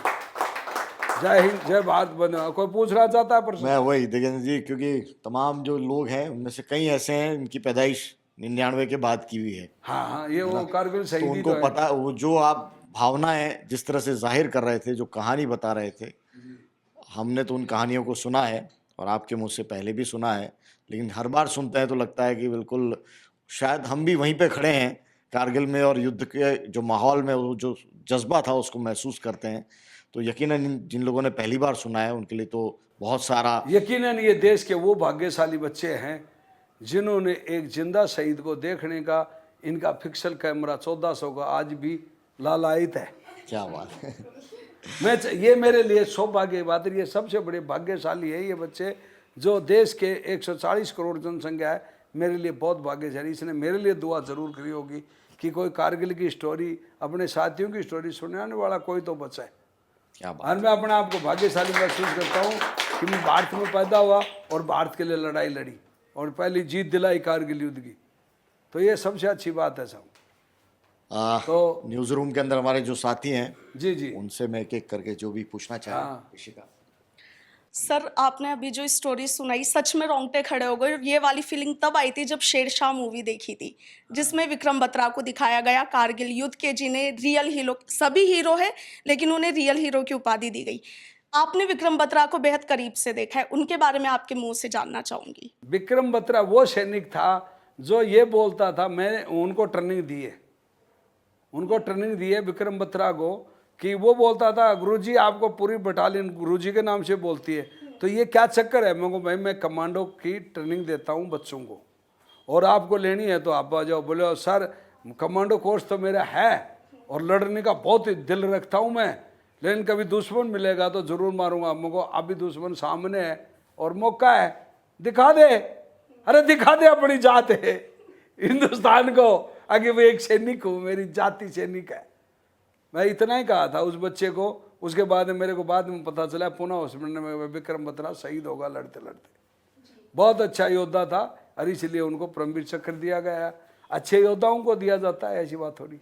जी, शेरशाह फिल्म में जो उनकी लाइफ की जर्नी बताई गई, उनकी रियल लाइफ को, पर्सनल लाइफ को लेकर भी, क्या वो वाकई रियल लाइफ में ऐसे थे जब आपने उन्हें करीब से देखा, या उससे भी ज्यादा? बिल्कुल बिल्कुल। ये जो फौजी जो भी फिल्म बनती है ना, जैसे बॉर्डर फिल्म देखी आपने, मेजर कुलदीप सिंह चांदपुरी महावीर चक्रा, जो अभी थोड़े दिन पहले ही देश के लिए शहीद हो गए, वो कहने शहीद ही कहेंगे उनको, अपनी उम्र को पूरा करके चले गए वो। तो वो उन्हीं योद्धाओं की स्टोरी लिखी जाती है। और जो योद्धा होते हैं ना, हकीकत है उनकी वहाँ काल्पनिक बात नहीं होती, एक तो जो करते हैं ना वही बताते हैं, और जो नहीं करते वो बिल्कुल नहीं बताते। फौज के अंदर लिखित मॉडर नहीं होता, फौजी को एक ऐसी शपथ दी जाती है जो कभी भी झूठ नहीं बोलेगा। वो फौज के अंदर एक ही जज होता है और वही वकील होता है पक्ष और विपक्ष का, सीओ कमांडिंग ऑफिसर। और उसके सामने जो जवान गलती करता है, सजा मिलती है उसको, तो वही बोलता है, बोले हाँ भाई दिगेंदर तर ये गलती करिए, मंजूर है। वो ये नहीं कह सकता कि मंजूर नहीं है, हाँ साहब ये गलती मैंने करी है और ये सजा दे रहे हो, मुझे मंजूर है, इतनी। हाँ तुझे पॉइंट दिया था, तू बहस कर सकता है, बोलो आगे वहां। जैसे यहाँ कोर्ट के अंदर क्या होता है कि हर बार गीता को, बाइबल को, राम जो भी गीता है ना, उसको बार बार उसमें सौगंध खाई जाती है और बार बार झूठ बोली जाती है। एक बार भी कोई आदमी उसमें गीता पे कसम खा के ये नहीं कहता कि वो सच बोल रही हूं, लेकिन बंदा बोलता है मैं सच ही बोल रही हूं। तो उस गीता का अपमान इससे बड़ा और क्या होगा। इससे अच्छा तो फौजी ले आओ, जज, फौजी बैठा दो जज, फौजी वकील खड़ा कर दो, वो उसका तो बाप भी साची बताओगा। ये सोचने की बात है। वहां जो फिल्म बनी है सेंसर जोरी, वो बिल्कुल सही है, वो बिल्कुल सही है। एक सिपाही के ऊपर जो देश के सिपाही बनते वो रियल टीम बनती हो। अभी मेरे पे भी बनेगी, बिल्कुल बनेगी सर। मैं भी साइन कर दिया, मेरे पे बनेगी। हाँ तो वो बनेगी जब आप कहोगे कि अंकल से तो हम मिले हैं, ये तो फिल्म वही है। उस फिल्म को आपके साथ राजमंदिर में भी चलूंगा देखने के लिए। दो सवाल हैं, बाकी सभी के मन में सवाल होंगे, लेकिन ये फिल्म की बात आपने कही, क्या ये मजाक है या वास्तव में आपके ऊपर साइन हुआ है? वास्तव में साइन कर दिया है मैंने, अभी 6 महीने पहले हुए। अच्छा। अभी हीरो की तलाश है। अच्छा, तो आपकी नज़र में कोई बढ़िया हीरो हो तो बता दो हमें, और आपका जानकार हो तो हम बात कर लेंगे उससे। आपके जैसा चाहिए ना, पर मजबूत आदमी। हाँ हीरो तो बढ़िया ही होना चाहिए ना, क्यों वो तो उसको ट्रेनिंग तो मैं देता रहूंगा हर कदम कदम पर, क्योंकि बचपन से तो जो मैं जहाँ तक दौड़ा हूँ वो तो मुझे याद ही है। तो स्क्रिप्ट वगैरह पे काम चल रहा है या क्या? अभी स्क्रिप्ट सब कंप्लीट हो गई है। अब सिर्फ वो क्या बोलते हैं, सिर्फ हीरो का साइन चाहिए, और वो कोई डेट नहीं दे रहे अभी। आपकी इच्छा है कौन हो हीरो? ठीक है, डेट तो जब मिलेंगी। मेरी इच्छा तो वो है जो साउथ की फिल्म में है ना, वो जो बाहुबली में था ना, क्या नाम था उसका? प्रभास। मैं तो वो, उसकी मेरी बॉडी लैंग्वेज भी एक जैसी है, उतनी हाइट मेरी है उतनी उसकी है, और मैं तो वो चाहूँ। लेकिन प्रभास बोलता है टाइम नहीं है अभी मेरे पास। अगर वो टाइम दे देता है तो बहुत बढ़िया सुपर डुपर हिट फिल्म होगी ये भी। क्या बात है। क्योंकि मेरे को, मैं खुद अपनी फिल्म देखता हूँ तो ऐसे होता है यार ऐसा भी हो सकता है क्या। कुछ काम करने के बाद में पता चला कि यार देखा अपने ये काम कर भी दिया। आपने बहुत बड़ी बात की कि जो लोग देश के नाम अपनी कुर्बानी कर जाते हैं, उनकी कहानी कहने वाला बहुत किस्मत से मिलता है, और किस्मत ने वो आपको मौका दिया है कि आप अपनी भी कहानी कह रहे हैं, अपने साथियों की दास्तां भी। अभी फिल्म बनेगी तो उनकी पूरी कहानी आओगी ना। जब फिल्म बनेगी तो मेरे साथ में मेजर विवेक गुप्ता था, उसकी भी पूरी स्टोरी मिलेगी। वो भी महावीर चक्र है, बाबूलाल भाखर है, वो वीर चक्र है, तो उनकी स्टोरी भी पूरी मेरी फिल्म में आओगी ना। आपने कहा अमेरिकन सैटेलाइट ने आपकी फोटो ली, वहां से एक हुआ कि हाँ ये दिगेंद्र सिंह इन्होंने ये काम किया। ये chief of the army staff, top secret है ये चीजें। वो उन्होंने बताई, मेरे को इतना ही बताया, बेटा अमेरिकी सैटेलाइट में तेरी फोटो आई थी और इसलिए तू किसी को धन्यवाद मत दे भाई, किसी ने तेरी वैसे साइटेशन लिख दी ना, तेरा काम इससे भी तगड़ा था, तुझे तो परमवीर चक्र मिलना चाहिए था, लेकिन अब तेरी किस्मत है कि भाई तुझे महावीर चक्र मिलेगा। पर सर वो तो कोई बात ना, परमवीर महावीर ये क्या होता हूँ, और मैं मेडल के लिए तो गया नहीं, लड़ाई लड़ने के लिए। सही बात है। सबसे बड़ा मेरे बाप ने कहा था शाबाश मेरे बेटे तेरे जंग जीत के आया। मैं एक स्वतंत्रता सेनानी का बेटा हूँ, और मेरे बाप ने मेरे को शाबाशी दे दी ना, उससे बड़ा मेडल तो मेरे को भारत रत्न भी नहीं लगता। उनके परिवार के बैकग्राउंड के बारे में भी मैं हम कारगिल में 3 भाई थे एक साथ में। जी। 3 भाई थे कारगिल युद्ध में एक साथ में लड़ाई। क्या बात कर रहे हैं? हाँ, एक माँ के 3 बेटे कारगिल युद्ध में एक साथ, वो हम ही थे और कोई नहीं था। 2 मेरे छोटे भाई थे, मान सिंह और भूप सिंह, और मैं। अरे वाह, क्या बात। तो ये तो हमारे तो फौजी रोल कॉल चलता था। मेरी माँ भी स्वतंत्रता सेनानी की बेटी थी, वो भी शहीद हो गए थे, नाना जी भी। सर लगभग इस बात को 23-24 साल से ज़्यादा ही हो जी, गया, जी बेटा। और 527 भारतीयों ने अपने आप को देश के लिए न्यौछावर कर दिया, भारत माता के लिए न्यौछावर कर दिया। जी। तो जब आप पहली बार जब आप घर गए थे तो घर वालों का क्या रिएक्शन था आपको देख? अरे बेटा, जैसे सुर की पैड़ी चढ़ता है ना बंदा, रियलिटी में तेरे बहुत तगड़ा पर्सन कराया। सलूट है तेरे को मेरी बच्ची। कि मैं ये कहना चाहता हूँ कि जब मैं पूना हॉस्पिटल से मेरे को जब पता चला 14 अगस्त को chief of the army staff ने कहा, बेटे अरे मेरे शेरे हिंद, अरे तो जब महावीरों का वीर महावीर चक्कर देती है भारत सरकार, और मैं तेरा अभी सुबह तेरे को मिठाई खिला के आऊँगा बेटा, तोलोलिंग पे तेरा नाश्ता नहीं कराया, लेकिन आज तेरे को 7 पुस्तकों का नाश्ता कराऊंगा। तो chief of the army staff Poona hospital गए मेरे पास में, और उन्होंने मिठाई खिलाई। तो उस टाइम पे वो हम पूरे कमांड हॉस्पिटल का माहौल ही अलग होगा। ऐसे खुशबू जैसे आती है ना पेड़ों में, ऐसे खुशबू आने लगे। इतने हजार हीरो हीरोइन आई, रवीना टंडन आई, भैया कैसे हो, मगर राखी लाई गया है जना, उसने राखी भी बांधी मेरे, वो राखी भी बांधी रवीना टंडन। उधर सुनील शेट्टी भी आए, वो जो अपने कपिल देव थे, वो बोले अरे बोले यार तन तो हाफ सेंचुरी में 2 ही की कमी है, तो नॉट आउट है। मैं कहा सर हमारा बोर्ड एबर आउट होने बाद दोबारा मैच नहीं खेलता, हम तो डंडी पूरी कंप्लीट उड़ाते हैं हमको। तो वो बोला शाबाश भाई बहुत बढ़िया। तो वो फीलिंग देखो, आदमी काम करता है और उसको फल मिल जाता है ना, तो वो तो बहुत खुश होगा। वहाँ से कमांड हॉस्पिटल से मैं वहाँ आया, तो यहाँ राजस्थान के चीफ मिनिस्टर साहब जो मतलब अशोक गहलोत उस टाइम पे थे, तो उन्होंने मेरा एयरपोर्ट में इतना भव्य स्वागत किया, और बैंड बाजे से यहाँ से पूरा मतलब चोमू रिंगा सजीतगढ़ होता है, नीम का थाना नहीं होता, मेरे गाँव में गए तो मेरी दादी परदादी भी मेरे पैरों को छूने लगी। मुझको दादी ये क्या कर रही हो, बेटा तो स्वर्ग का बंदा है कहते। अरे स्वर्ग में तो वापिस आया बेटा, इसलिए स्वर्ग के जहाँ स्वर्ग में पैर रखे हैं ना, उन पैरों को बेटा टच करना चाहते हैं। हमारी चाची ताई वो पूरा, तो उस टाइम पे मेरे को मेरे घर मतलब रोड से सिर्फ 50 मीटर पे है, तो 50 मीटर के अंदर मेरे को 50 जन्म याद आ गए। यानी कि आपने कहा ना कि वो कैसा फीलिंग हुआ, 50 जन्म तक का मुझे याद आ गया। देख जो मेरे परिवार के बंदे थे, आज उनके आंखों में आंसू बह रहे, सबके सब ऐसे खुशी के आंसू थे, और नाच रहे थे, कूद रहे थे। दादी ताई परिवार, पूरे परिवार, कोई भाभी हुई, कोई बोढ़िया हुई, बच्ची हुई, छोटी बच्ची, ओढ़ बच्ची, कोई बेटी भी थी, कोई पोती भी थी, मतलब ऐसे वो सब के सब आए, वो मेरे गले मिले ना। ओ हो क्या बात करे यार, मुझको इसको स्वर्ग कहते हैं। भगवान कृष्ण ने अर्जुन को कहा था रे वत्स युद्ध कर, युद्ध के अंदर वीर गति को प्राप्त होता तो सीधा स्वर्ग मिलेगा, अन्यथा मृतलोक में स्वर्ग का सुख भोगेगा। आज मैं पहला अर्जुन हूं कलयुग का, जो मैं ये चीज देख रही हूं।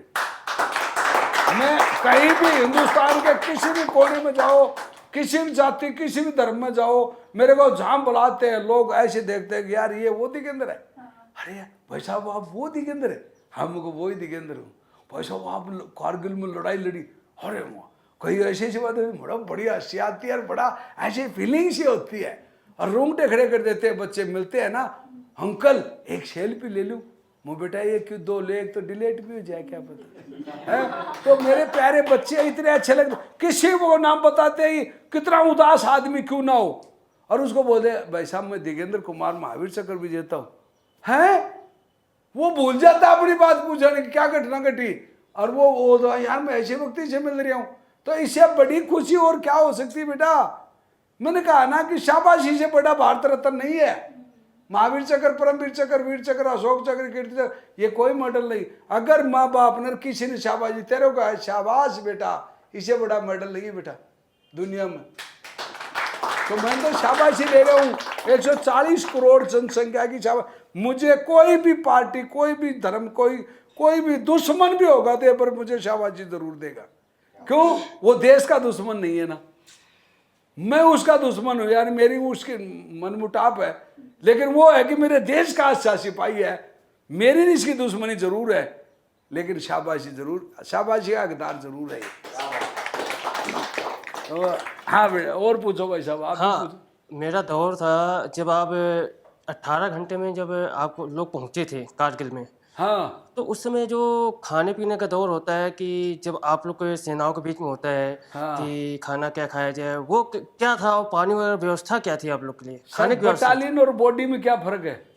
बटालियन और बॉडी, बॉडी में यहां से कमांड मिलती है, अगर हाथ हाल जाएगा, और बटालियन भी उसी को कहते हैं, बॉडी को बटालियन कहते हैं। यानी कि बटालियन के ऐसे ऐसे पुर्जे होते हैं जो चलते ट्रेन में खाना बनाते हैं, वो चलते ट्रेन में, चलती बस में, चलती गाड़ी में 12 बजे खाना तो देगा, तो 12 बजे देगा। उस ट्रुप का एक ही काम है, उसको एडम ट्रुप कहते हैं। उनका एक ही काम होता है कि उनको खाना टाइम पे 12 बजे पहुंचाना, चाहे वो चलते हो, फिरते हो, पानी में हो, आकाश में, कहीं भी हो। इसीलिए उसका नाम बटालियन रखा है। बॉडी का दूसरा रूप बटालियन होती है। बॉडी हर जगह पैर को काम दे रहे हैं तो चलेगा, हाथ को दे रहे हैं चलेगा। अगर मुच्छों को दे रहे हैं कमांड, यहाँ सीओ साहब कहा कि तुम मुँह चला दी के अंदर, तो वो ऐसे हलाओगा ना सर, कमांड मिली जब ही तो यार कहेगा कि इधर हलाना, तो इधर भी हलाओगा। आप कोशिश मत करो सर, नहीं हला सकते। तो ऐसा है कि वो मतलब आपने प्रश्न अच्छा किया कि देखो भूखा तो वजन नहीं होता और ना लड़ाई लड़ी जाती। मैं सुबह उठते पहले सभी देवताओं को याद करने, सब अपना अपना तीर्थ देवता को याद करते हैं। मैं तो एक ही देवता को सुबह याद करता हूँ सर। वो कैसे? वो बोल जय जय जय रोटी, जगत में डाढ़ी और चोटी, बेकार रोटी, बोल जय जय जय रोटी। अगर रोटी है तो बोटी है, रोटी है तो बोटी है, और बोटी है तो जिंदगी है? तो यही बात है। और हाँ सर, सबसे पहले तो मेरा आपको सैल्यूट है, क्योंकि मैं एक फौजी से मिल रहा हूँ, ऐसे फौजी से मिल रहा हूँ कि उन्होंने देश नहीं दुनिया भर में नाम रोशन किया है भारत का और हमारे राजस्थान का। बहुत अच्छी बात, बहुत अच्छी बात आपने। मेरा क्वेश्चन सिर्फ आपसे ये है कि जिस तरीके से आपका यहाँ राजस्थान में स्वागत किया गया था, आप वहाँ अस्पताल में थे और खुद प्रधानमंत्री अटल बिहारी वाजपेयी आपसे मिलने आए थे, तो उससे मैं कैसा प्राउड हुआ आपको, क्योंकि एक प्रधानमंत्री हमसे मिलने आ रहा है, तो वो क्षण किस तरीके का था? देखो, जो जीव इच्छा करता है और उस जीव वैसा उसके मुताबिक हो जाता है ना, जो सच्चा को वैसा ही बनेगा। आपने क्या सोचा है मुझे पत्रकार बनना तो वो बना, मैंने सोचा है मैं फौजी बनना तो मैं फौजी बन गया। तो मैं ये सोचा कि मैं लड़ाई लड़ूंगा तो देश के बड़े बड़े आदमी मिलेंगे, और मैं लड़ाई लड़ी फिर मेरे से मिले वो। तो मन की इच्छा होगी ना, मन की इच्छा पूरी होगी। और मन और भगवान एक ही होता है। क्यों भटके मन मंदिर अंदर, मन के अंदर ही भगवान है, क्यों भटके मंदिर में? भाई मंदिर में भगवान थोड़ी है, मन का मंदिर में, मन का मणिया, वो जो रोज फेरे जा है, ओम शिव टेरे जा ऐसा होता है ना। तो भगवान वो चाहता है ना, तो वो हो जाता है। और खुशी तो होती है कि भाई जिस बंदे ने जो काम किया और उसके लिए देश का प्रधानमंत्री यार 3 थप्पी मार के बोलता, वाह रे मेरे कलयुग के कर्ण बली, तने 48 मारे। मुझे है, बोले हाफ सेंचुरी 2 ही के में भी नॉट आउट है, मुझे समा होगा तो वो भी ठोकांगा। तो मेरे तो ये प्रधानमंत्री का फर्ज है अपने बच्चों को शाबाशी देने का। जी, उन्होंने मेरे को शाबाश कही थी ना, शाबाश मेरे कलयुग के कर्ण बली। तो उस दिन समझ गया था कि शाबाशी से बढ़िया तो मेडल ही नहीं कोई। बाद में तो चलो महावीर चक्कर मिलेगा। हाँ पूछो। एक आजकल कुछ फौजी लोग हैं, वो वीडियो बना के अपनी समस्याएं रख रहे हैं। हाँ, तो क्या उनकी समस्या, क्या हर फौजी के साथ इस तरीके की समस्याएं होती है कि वो अपनी बात सरकार के सामने सीधे नहीं रख सकते, वीडियो वायरल होते हैं? और देखो, आप जो बता रहे हो बात सही है कि मैं फौजियों से भी यही कहना चाहता हूँ कि भाई देखो, हम फौज का नाम है, फौज का दूसरा नाम है तकलीफ। फौज का दूसरा नाम है तकलीफ। और तकलीफ से घबरा करके कोई आदमी और दूसरे से मदद मांगता, वो फौजी नहीं है। मैं उसको फौजी नहीं मानता। फिर छोटी सी समस्या हो रही है और उसको कर रहे हैं, हाँ उसके परिवार के अंदर हो रहा है और वो वीडियो बनाकर बोलता है कि मेरे पत्नी को मार रहे हैं, कोई मेरे माँ बाप को मार रहे हैं, तो वो वहां बैठा फौजी कुछ नहीं कर सकता। तो इसलिए वो वीडियो बनाना जरूरी है वो तो, लेकिन वो खुद की समस्या का वीडियो है ना, तो उसके लिए कोई जरूरी नहीं मानता मैं उसे। मैं ये मानता हूं कि जो आज मैं फौज में बॉर्डर पे कारगिल में हूं, मेरे बच्चे जयपुर में, और यहाँ कोई भी गुंडा मेरे बच्चों को परेशान कर रहा है, तो वो सरकार की ड्यूटी है। वो ड्यूटी सरकार की है कि भाई उस फौजी ने, उसकी फौज की गराड़ी अगर थाने में जाती है तो उस इंस्पेक्टर को या SHO को ये होना चाहिए, भाई आप फौजन हैं, हाँ फौजन है, तो उसको फुल रेस्पेक्ट के साथ उसकी समस्या हल होनी चाहिए। तो कोई वीडियो नहीं बना होगा। तकलीफ होती है ना, तो आदमी का किसी का अगर टांग टैर के नीचे आती है तो दर्द होता है, तो भी बाहर गालेगा। अगर खुशी में तो कोई नहीं गालेगा, और खुशी में कोई वीडियो भी नहीं बना होगा। उसका तकलीफ तो है, तो वो हाँ कुछ फौज में तानाशाही थी, लेकिन अब कम होगी। पहले अफसरशाही थी, लेकिन वो क्या इन्फेंट्री में कम होता है, कुछ एक और दूसरी बटालियन में होता है। और जैसे हमारे जैसे ग्रुप है, हमारी बटालियन है, उसमें तो दादा बाप और बेटा तीन पीढ़ी एक साथ नौकरी करती है, तो वहां तकलीफ कैसे हो सकती है। और जो छोटी सी तकलीफ को देख करके और ऐसे वीडियो, अरे मोबाइल मिल गया तो ये इसका गलत यूज करने के लिए थोड़ी है भाई, छोटी सी तकलीफ के लिए होगा। और जब गोले और बम्बारमेंट होगा तब तो वीडियो बनाओगा क्या। लेकिन हमारे देश में ये जो मोबाइल आया हुआ है ना, एक एक्सीडेंट होगा लड़का, तो उसका पहले वीडियो बना रहे, उसको फर्स्ट एड नहीं दे रहे। पहले फर्स्ट एड दो, वीडियो तो बाद में बना लेना भाई, पहले बंदे की मदद करो। ये सबसे बड़ा कानून में भी है कि हिदायत मदद करना, मतलब इंसानियत में भी है, कानून में भी लिखा हुआ है कि पहले एक्सीडेंट होगा और वहां पर जो बंदा सबसे नजदीक है उसका फर्ज बनता है वो मदद करना, चाहे वो लड़का हो, चाहे लड़की हो, चाहे अंधा और काना हो, बेरा कुछ भी हो, तू चल रहा है हेलमेट, तू तो इसकी मदद कर। और मदद करनी चाहिए इंसान को। लेकिन कहीं कहता अरे यार एक्सीडेंट हो पड़ा, पता नहीं क्यों दारू पिया हो गए, उसको ऐसे दारू का इल्जाम देते वो एक्सीडेंट हो गया, ठोका कोई, उसको चेक तो कर ले, दारू पिया है तो कोई बात ना, पड़े रहने दे। लेकिन अगर एक्सीडेंट से पड़ा तो उसको फर्स्ट एड दे, उसके बच्चे आपको दुआ देंगे, और भगवान तो दे ही देगा। ये बात है। हाँ भाई। सर वैसे फौजी से मिलना सबकी किस्मत में बहुत कम होता है, क्योंकि फौजी जाते हैं, उनसे मिलने का समय, बात करने का समय मिल नहीं पाता। लेकिन हम आपसे मिल रहे हैं, वो हमारी खुशकिस्मती है। सो मेरा सवाल ये है कि आपने आर्मी की ट्रेनिंग ली, तो क्या अगर कोई व्यक्ति अगर आपके पास अभी ट्रेनिंग के लिए आता है कि आपने जो ट्रेनिंग ली आप मुझे भी दीजिए, तो क्या उसे ट्रेनिंग देंगे वो? देख, उसका पूरी वेरिफिकेशन करने के बाद मैं दे सकता हूँ। ऐसे तो केवल पाकिस्तानी सोर्स है, यहाँ 2000 के मायने तो आधार कार्ड बने, 500 के मायने राशन कार्ड बने, और फिर आर के यहाँ से पाकिस्तानी यहाँ आकर के राशन कार्ड बना ले, वो कहते कि कारगिल हीरो ट्रेनिंग ले दूँ, तो उसको थोड़ी दे दूंगा मैं तो अपने बच्चों को, अपने उन्हीं को दूंगा ना जिसका 100% भरोसा कि ये मेरा बेटा है या मेरी बेटी है, तो उसको ट्रेनिंग दे सकते हैं। और वो ट्रेनिंग लेके उसका मकसद क्या है? अगर कोई राजू ठेठ, आनंद पाल, फलाना चिक्कू गुंडा, अगर उनको ट्रेनिंग दूं तो फिर वह देश का तो भट्ठा गोल हो जाएगा। उनको सर जैसे बात करें इजराइल है, इजराइल में हर एक व्यक्ति आर्मी के अंदर वर्क करने के कंपल्सरी कि आपको 3 साल आर्मी में देने पड़ेंगे। हाँ, तो क्या देश में ऐसा नहीं होना चाहिए कि हर एक व्यक्ति या हर एक गर्ल, हर एक बॉय को आर्मी में कुछ टाइम के लिए फिक्स वर्क करना पड़े, जिससे वो डिसिप्लिन सीखे, अपना काम करने की जो अनुशासनता है वो सीखे? बहुत तगड़ा पॉइंट है, आपको मेरा सलूट है, बहुत तगड़ा पॉइंट है। मैं बताना चाहता हूँ, आपने ये पूछा कि भाई हर हिंदुस्तानी को फौज की ट्रेनिंग लेनी चाहिए। हाँ, बिल्कुल ही लेनी चाहिए, 100%। मैं तो ये पूछता हूँ कि जो पुलिस के अंदर जो भर्ती करते हैं, यहाँ जितने भी डिपार्टमेंट है ना उनमें भर्ती करते हैं, अपंग, लंगड़े, लूले, कोई भी करो चाहे, उनको सबसे पहले फौज में भर्ती करो, और फौज की 1 साल ट्रेनिंग देने के बाद में यहाँ टेस्ट पास होगा, वो IAS भी बनेगा, IPS भी बनेगा, RS भी बनेगा, या नीचे SHO भी बनेगा, कोई भी बनेगा। उनको पहले 1 साल की फौज की ट्रेनिंग दी जाए और फिर वहाँ से सीधी पोस्टिंग की जाए। यहाँ पर पुलिस की ट्रेनिंग ही नहीं देनी चाहिए, यहाँ फिर IPC की ट्रेनिंग देनी चाहिए उनको, कानून की। ये फौज के ट्रेनिंग सेंटरों में ही, मतलब जितने भी है ना, इनको सबको सब वहाँ भेजा जाए फौज के अंदर।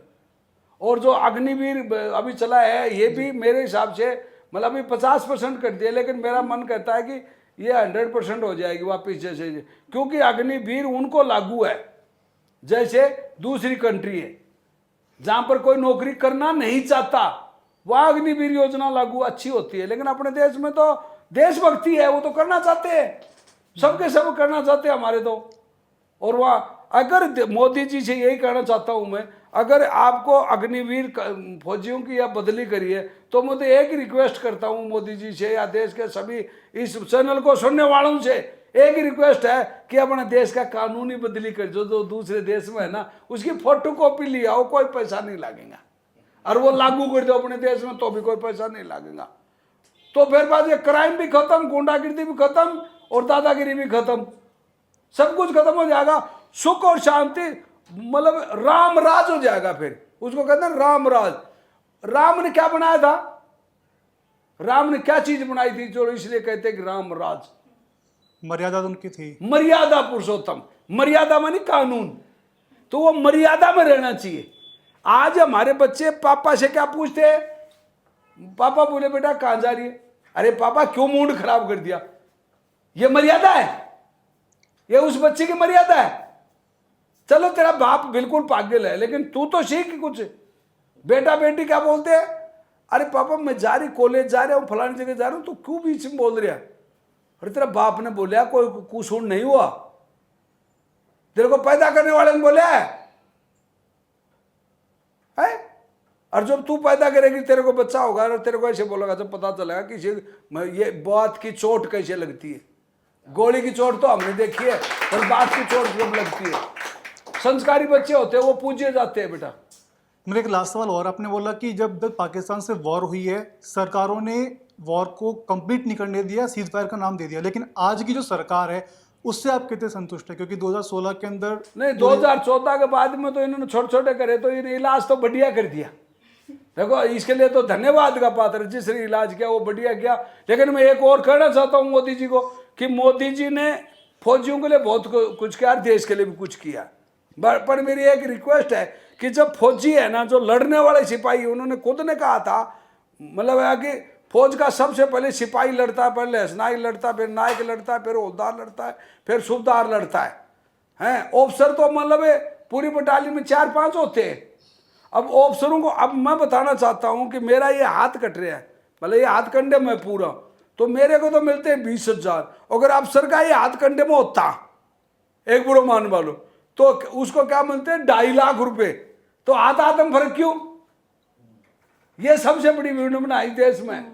पक्षपात होता है, पक्षपात नाम का एक अलग सब्जेक्ट चालू कर देना चाहिए इस देश को, कि पक्षपात इतना हो रहा है।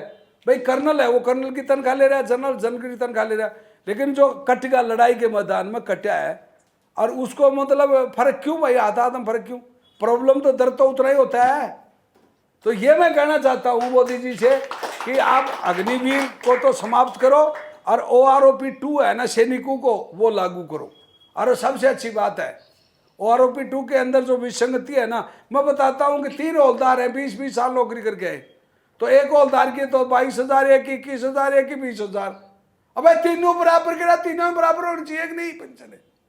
ये विसंगति है इस देश के अंदर, फौजियों के साथ ये विसंगति हो रही है, लेकिन कोई नहीं सुन रहा। जो देश का कभी उनके हवा से 12 कोस घास बढ़ती थी और उनकी कोई नहीं सुन रहा, तो ये गलत बात है। और जब लड़ाई लड़ी जाए, बच्चे ने क्या कहा कि जब भी लड़ाई कारगिल हुई और जब हम लड़ते लड़ते अंदर घुस गए, और उस टाइम पर बोला सीज फायर, क्यों भाई? पहले ही बोल देते हैं सीज फायर, तो बैठे रहते पाकिस्तानी। 527 तो नहीं शहीद होते। जब शहीद हो ले रहा, हमने 800 शहीद करे और उनको कंप्लीट शहीद करने का इरादा रख रहे थे हम, तो उस टाइम पर बोलता है फौजी बस अब रेस्ट कर दूं। क्यों करे भाई? दुश्मन को तो पेट में ही मार देना चाहिए। चाणक्य जी ने चाणक्य नीति में यह कही थी कि जो दुश्मन होता है वो बार बार तंग करेगा, असली दुश्मन को तो पेट में मार देना चाहिए। यानी उठे जिसे पहले फोड़ दे उसका मुंह, तो सुख शांति प्राप्त हो सकती है। 4 वेद 6 शास्त्र 18 पुराण उपनिषदों में यह लिखा हुआ है कि दुश्मन को तो देखते ही मार देना चाहिए, उसको पालना नहीं चाहिए। और हमारा देश दुश्मन को बार बार पाल रहा है। क्यों? ऐसा क्यों? जब देश के अंदर ये ऐसा होता है तो ये बार बार कहीं भी, जयपुर में बम ब्लास्ट होगा, बम ब्लास्ट करने वालों को बरी कर दिया, तो फिर बाद और भी करेंगे। अगर यार क्या होगा, 5-4 साल की जेल होगी, हम 100-200 मार देंगे। उग्रवादी कोई जाति नहीं, कोई धर्म नहीं, फिर उनको छोड़ा क्यों भाई? उग्रवादी होते हैं, उनकी एक ही जाति है उग्रवादी। सतयुग, द्वापर, त्रेता और कलयुग में राक्षस और देवताओं की लड़ाई हुई। अब कलयुग है, इसमें उग्रवादी बोल देते हैं, बाकी वो राक्षस ही तो है। नियत थे उन्हें खिलते हुए फूल जैसे बच्चा, ऐसे गुड़िया ऐसे जा रही है, उसको बम ब्लास्ट से उसके चित्र उड़ा दिए। हट नालायक, अपने आपको क्या समझता तू? उस बच्चे को भगवान का दूध का फौवा था वो, और उसको तो नहीं, ये मैंने देखा था यहाँ पर, ऐसे छोटी सी बच्ची जिसके चित्र उड़े हुए थे। आग तो बहुत लग गई थी मेरे करंट में कि यार मैं देश के लिए क्यों लड़ा था, यहाँ अपनों को मरवाने के लिए, अपनों को बचाने के लिए लड़ा था मैं। तो दुख इस बात का होता है विशाल जी कि मतलब इस देश के अंदर शिक्षा का अभाव है। शिक्षा हमारे को वो दी जाती है सिर्फ नौकरी करने के लिए। शिक्षा वो देनी चाहिए जो देश के काम आवे। संस्कार वो देना चाहिए बच्चे को जो देश के काम आवे। देश मेरा, प्रांत मेरा, परिवार मेरा जहां लग रहा है तो फिर पास दूसरा क्या लेना देना। ये देश की बड़ी विडंबना है, हम संस्कार नहीं देते बच्चों को। और पाकिस्तान बार बार खुड़ी करता है, उसको तो यही है कि खुड़ी करने में मजा आता है उसको। तो नहीं, अब की बार पाकिस्तान करेगा तो मेरा मन कहेगा मोदी जी फोड़ेगा, और पूरा देश भी कहेगा कि मोदी जी या तो तू फोड़ना है, मैं फोड़ांगा। अब की बार भारतीय सेना को ना जनता भी फोड़ेगी, ये मैं कहना चाहता हूं। हमारे देश के यूथ भी हैं, अभी उनको थोड़ा सा गाइडलाइन ही देने की जरूरत है।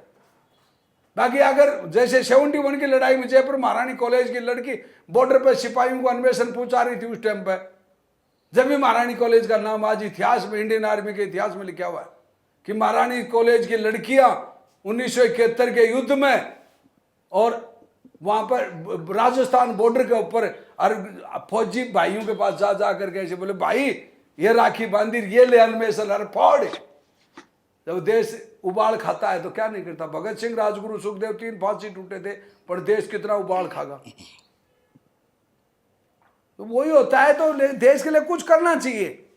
अपने पेट के लिए तो सब कुछ करते हैं, लेकिन देश के लिए करे वो अच्छा होता है सर। मैं तो यही जानू, और मैं तो यही जानना चाहता हूं कि देखो, हम किसी से लड़ाई नहीं चाहते, फिर दूसरा कोई चाहता है कि भाई तेरे से लड़ाई चाहते, तो क्या आ जा भाई, ये मैदान रिया। चैलेंज को स्वीकार करना हिंदुस्तान की खूबी है, लेकिन चैलेंज को चित्त करने के बाद भी और फिर पड़ा गया फिर मारे ना।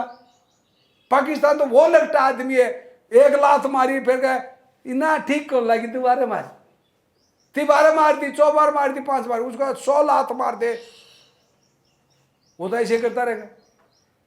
लेकिन वो लात मारने की जरूरत नहीं, उसकी गर्दन काटो और उसका प्राण पखेरु उड़ाओ और उन खत्म करो, नहीं तो बार बार करेगा। बोल मेरे पास परमाणु है, चला के दिखा, बड़े के बड़े फोड़ा।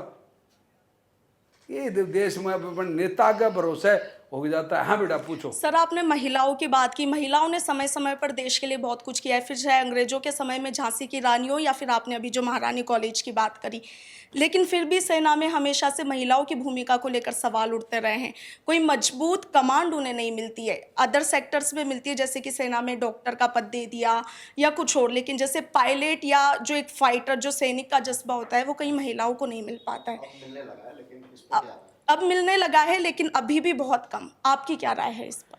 देखो बेटा, मैं मानता हूँ अगर महिला शक्ति सबसे बड़ी चीज़ होती है। मेरे को एक किसी पत्रकार ने पूछा, जैसे आप पूछा ना, ऐसे पूछा कि आदमी तगड़ा या महिला तगड़ी, तो मेरे शब्द में मैं दिगेंद्र महावीर चक्र कहता हूँ कि और तगड़ी है, क्योंकि दिगेंद्र ने पैदा किया। ठीक है, महाराणा प्रताप को पैदा करने वाली भी उसकी माँ थी, वीर तेजा जी को पैदा करने वाली उसकी माँ थी, महारानी लक्ष्मीबाई को पैदा करने वाली उसकी माँ थी। तो माँ से बड़ा तो औरत से बड़ा तो कोई हो ही नहीं सकता बेटा। क्यों? औरत ही सती होती है, औरत ही मतलब आशीर्वाद देती, जा मेरे बेटे वाह विजयी भाव, और उसका आशीर्वाद खाली नहीं जाता। तो फौज के अंदर महिलाओं को ले रहे हैं, अब तो बहुत कुछ ले लिया। जब मैं 85 में गया, जब तो सिर्फ नर्सिंग और डॉक्टर के अलावा कुछ था ही नहीं। अब तो बहुत कुछ हो रहा है, धीरे धीरे प्रोग्रेस कर रहे हैं। सर मेरा आपसे ये सवाल है कि जिस तरीके से ये आजकल के जो लोग हैं वो सुबह जाते हैं काम पे और रात को आ जाते हैं और उसके बाद वो एकदम टायर्ड हो जाते हैं, और एक तरफ अपन एक फौजी को ले, वो पूरे दिन भर अपनी लगन से अपनी ड्यूटी को निभाता रहता है, उसके बावजूद भी एक जो सुबह से जो काम कर रहा था वो बोलता है कि मैं तो थक गया हूँ, और फौज में जो इतनी मेहनत है उसके बाद भी और कई महीनों तक फौजी लोग खाते नहीं। इसके ऊपर आप क्या कहना चाहेंगे? देखो, फौजी कभी रुकता नहीं, फौजी कभी झुकता नहीं, और एक प्रकृति का भी एक देन है। अभी ये डायलॉग दिमाग में बैठा है, कोई पीसन कामनी के लिए करे, कोई रो रो राग करे तन की, और कोई भटकता भटकता उम्र गुमा दे, कोई तृप्ति कर रहा है मन की। ये एक है कि कोई पीसन कामने के लिए। एक आदमी तो ने बोला कि सुबह उठेगा 8 बजे फैक्ट्री, 5 बजे घर, फैक्ट्री घर, फैक्ट्री घर, सारी उम्र उसके अलावा उसको साइड में कुछ नहीं पता। और कोई पीसन कामने, कोई रो रो राग करे तो नहीं, करोड़पति अरबपति है, 2 नंबर के पैसे इकट्ठे कर करके, और उसने खूब कमा लिया, और उसका जवान बेटा था, फिर वो मर गया, और बहू बाज की, जहाँ बैठा बैठा रोएगा और क्या गुड़ भरेगा, वो रो रो राग करे तो नहीं। अरे ये कुछ है कि जो पाखंडी होते ना, जो हिंदुस्तान के अंदर पाखंडी होते, जो दाढ़ी जटा बढ़ा लेते, सुल्पा पीते, अपना आपको संत महात्मा कहते, गुंडे बदमाश, और जाके पाखंडी बनता है। तो ये भटकते भटकते कोई फलाना प्लेटफार्म पर मरिया पड़ा है, नगर निगम वाला फूक रहा, कोई काम मरिया, और भटकते भटकते। फौजी क्या है कि देश की सेवा करता है, 24 घंटे करता है, और फिर भी उसको पार पूरा। फौजी कैसे हो, भले ऐश कर रहे हैं यार, फौजी ऐसे करता है, मरेगा तो बोले ऐसे मर रहे बोले हो है। पहली बात तो फौजी मरता ही नहीं, क्यों सर? क्या बात है, शहीद होता है ना। क्या बात है। तो ये बात है। तो आप कारगिल का पूरा किस्सा आपसे सुना, और कारगिल ही नहीं, हजरत बल, श्रीलंका, जी जी, एक भारतीय सेना का जवान एक उम्र में कितने काम कर सकता है, कितनी उपलब्धियां हासिल कर सकता है, उसकी मिसाल है, वो आपके रूप में हमारे बीच में है। लेकिन चलते चलते एक आखिरी सवाल मैं करना चाहता हूँ कि यहाँ तक दिगेंद्र जी का सफ़र चला है, आगे किस रूप में आप खुद को और अपनी पहचान बनाना चाहते हैं? क्या कुछ आपके मन में ख्वाहिश ऐसी हैं जो अभी अधूरी हैं? सर मैं तो एक ही बात कहना चाहता हूँ, मेरे मन में एक ही ख्वाहिश है कि जो दुख है ना, जो दुख पैदा करती है ना सरकार, उस दुख को दूर करने का तरीका मालूम है मेरे पास में एक, कि मैं ये चाहता हूँ कि राजस्थान एक ऐसी वीर भूमि है जिसमें आडी रानी ने गर्दन काट के दे दी थी, हैं? ऐसी वीर भूमि जो पद्मावत थी, जो रानी पद्मावत थी, जिन्हें कितनी हजार औरतों को लेकर के ने और आहुति दी थी, वो भूमि है, वो मिट्टी का मैं एक बच्चा हूँ, एक बात में। और वो मिट्टी बगैर पानी के परेशान है। आज आप देखो जमुना का पानी कितना बह रहा है, और गंगा का कितना पानी बह रहा है, वो जा रहा कहाँ है? समुद्र में जा रहा है, बेकार ही जा रहा है। तो मैं भारत से और राजस्थान गवर्नमेंट से सभी से एक रिक्वेस्ट करता हूँ कि गंगा को जमुना में आधा शिफ्ट कर दे, और गंगा का पूरा पानी राजस्थान में लिया हुआ है, जमुना का पूरा पानी राजस्थान में लिया हुआ। कहाँ? या सिर्फ सीकर, झुंझुनू, नागौर और जोधपुर, और ये जो समतलीय इलाका है ना, इसमें पूरा हम पानी दे पाते। दूसरा पंजाब, राजस्थान पैदा हो सकता है, और पूरा पानी आ जाएगा ना, तो सर मैं यह कहता हूँ यहाँ ऐसे वीर पैदा होंगे। फिर गंगा का पानी यहाँ आगा ना, तो जो हमारे बुजुर्ग आदमी है ना, उनको हम गढ़गंगा में नहीं बहा के आएंगे, उनको यहीं बहा देंगे। और यहाँ बहाने से वो उसके बूढ़े के आत्मा, आंत और दांत है, फूल जाते हैं ना, वो फूल फूल ले जा रहे हो मम्मी पापा, तो वो क्या अपने खेतों में जाएंगे, खेतों में जाएंगे तो वहाँ बाजरा का छिट्टा होगा, और उस छिट्टे में वो वापिस वो बूढ़ा पैदा हो जाएगा। कोई लड़की खाएगी, कोई लड़का खाएगा, कोई शेर होगा, कोई शेर नहीं होगी, दोबारा वो बच्चे यहीं पैदा हो जाएंगे। तो ये मेरी तमन्ना है कि गंगा का पानी और राजस्थान में ले आई जाए, और गंगा घाट यहीं बनाया जा रहा। हमारी जितनी भी नदी है ना, छोटी छोटी सहायक नदी बनाना, इन नदियों में वो पानी को छोड़ दिया था, वाटर लेवल ऊपर हो जाएगा, और राजस्थान खुशहाल देश का नंबर 1 बनेगा। क्योंकि हमारा क्षेत्रफल भी ज़्यादा है, क्षेत्रफल ज़्यादा है तो अनाज भी अच्छा पैदा होगा, अच्छे किसान भी पैदा होंगे, अच्छी खुशहाली होगी। कहानी कारगिल से शुरू हुई थी, कारगिल पे ही मैं ख़त्म करना चाहता हूँ। जी जी। कारगिल में वीरता के किस्से तो आपने बताया कि किस रूप में दुश्मन को हमने परास्त किया। जी जी लेकिन कारगिल के अंदर भारतीय सेना ने इंसानियत की भी एक मिसाल कायम की थी। जी। जो पाकिस्तानी फौजियों ने अपने लोगों को पहचानने से इनकार कर दिया था, हाँ तो भारतीय फौजी ने उनका अंतिम संस्कार किया था। क्या सर इतिहास गवाह है, हमने कोई अलग कुछ नहीं किया। जो जिंदा है तब तक दुश्मन है, मरने के बाद में पूरे ब्रह्मांड की मिट्टी का हिस्सा, वो भी भारत माँ की मिट्टी में पड़ा हुआ है, तो इसका मतलब भारत माँ की मिट्टी का हिस्सा है वो डेड बॉडी क्या बोलते हैं, जिंदा है जब तो दिखे अंदर, और नहीं तो बोलेंगे डेड बॉडी, मिट्टी है। तो वो मिट्टी लड़ी जब तक दुश्मन था, मरने के बाद वो दुश्मन नहीं था। तो उसको उसी का झंडा से हमने सलामी दे करके उसको हमने दफनाया था उनको, और सलामी दे करके, जैसे एक सोल्जर को हम देते हैं ना, वैसे ही सलामी देकर। उन्होंने मना कर दिया, बोले हमारे नहीं है। लेकिन बना इसलिए किया कि उनके पास पैसे नहीं है, खर्चा नहीं है, सलामी के लिए हाथों में बाजू में ताकत नहीं है, और दिल के अंदर जिगरा नहीं है। अपनों को नटना पाकिस्तान की सबसे बड़ी खूबी है। अगर वहाँ का प्रधानमंत्री अपने यहाँ करके एक्सीडेंट में मर जाए ना, तो भी कहेंगे नहीं नहीं नहीं हमारा नहीं था, पता नहीं सड़ा कहाँ का था। तो उनकी तो खूबी है ये, पाकिस्तान की तो खूबी है कि भाई फालतू में खर्चा होगा या बारकोड होगा, क्यों करे, छोड़ दो। हिंदुस्तान के अंदर यहाँ तो खाला जी का बाड़ा है, यहाँ तो रोहिंग्या आकर के बस जाते हैं और दादागिरी करते हैं। यहाँ तो कोई भी आ जाओ, यहाँ तो खाला जी का बाड़ा बना रखे, क्यों कोई ठोकने वाला नहीं, रोकने वाला नहीं। नहीं एक आदमी हमारे देश में कैसे आ जाए।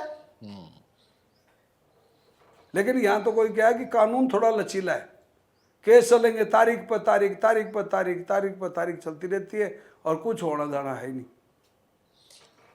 तो हमारे साथ में दिगेंद्र सिंह जी, जो कि कारगिल युद्ध में शामिल थे, महावीर जो चक्र है उनको मिला, और भारतीय सेना का गौरव, जीवंत गौरव हमारे बीच में न्यूज़ रूम के अंदर मौजूद था। बहुत बहुत शुक्रिया, आपने समय निकाला, और आपकी तमाम जो कहानियां हैं, इन तमाम जो नई पीढ़ी के हमारे साथी हैं, और इनके ज़रिए अब लाखों दर्शकों तक पहुंचेगी। बहुत बहुत शुक्रिया, आप यहाँ पे पधारे। और आपकी बात जय हिंद। पंजाब केसरी के सभी श्रोताओं को एक बार मेरी तरफ से प्यार भरा जय हिंद, वंदे मातरम। फिर मिलेंगे, मौका मिलेगा तो फिर दुआड़ेंगे आपके सामने। और पंजाब केसरी के अंदर जो भी कमेंटमेंट थे, तो वो विशाल जी को मिल जाएगा, वो मेरे को मिल जाएगा, और वो मिल जाएगा तो मैं पढ़ लूँगा और उसका जवाब भी दे दूँगा। जय हिंद, जय भारत।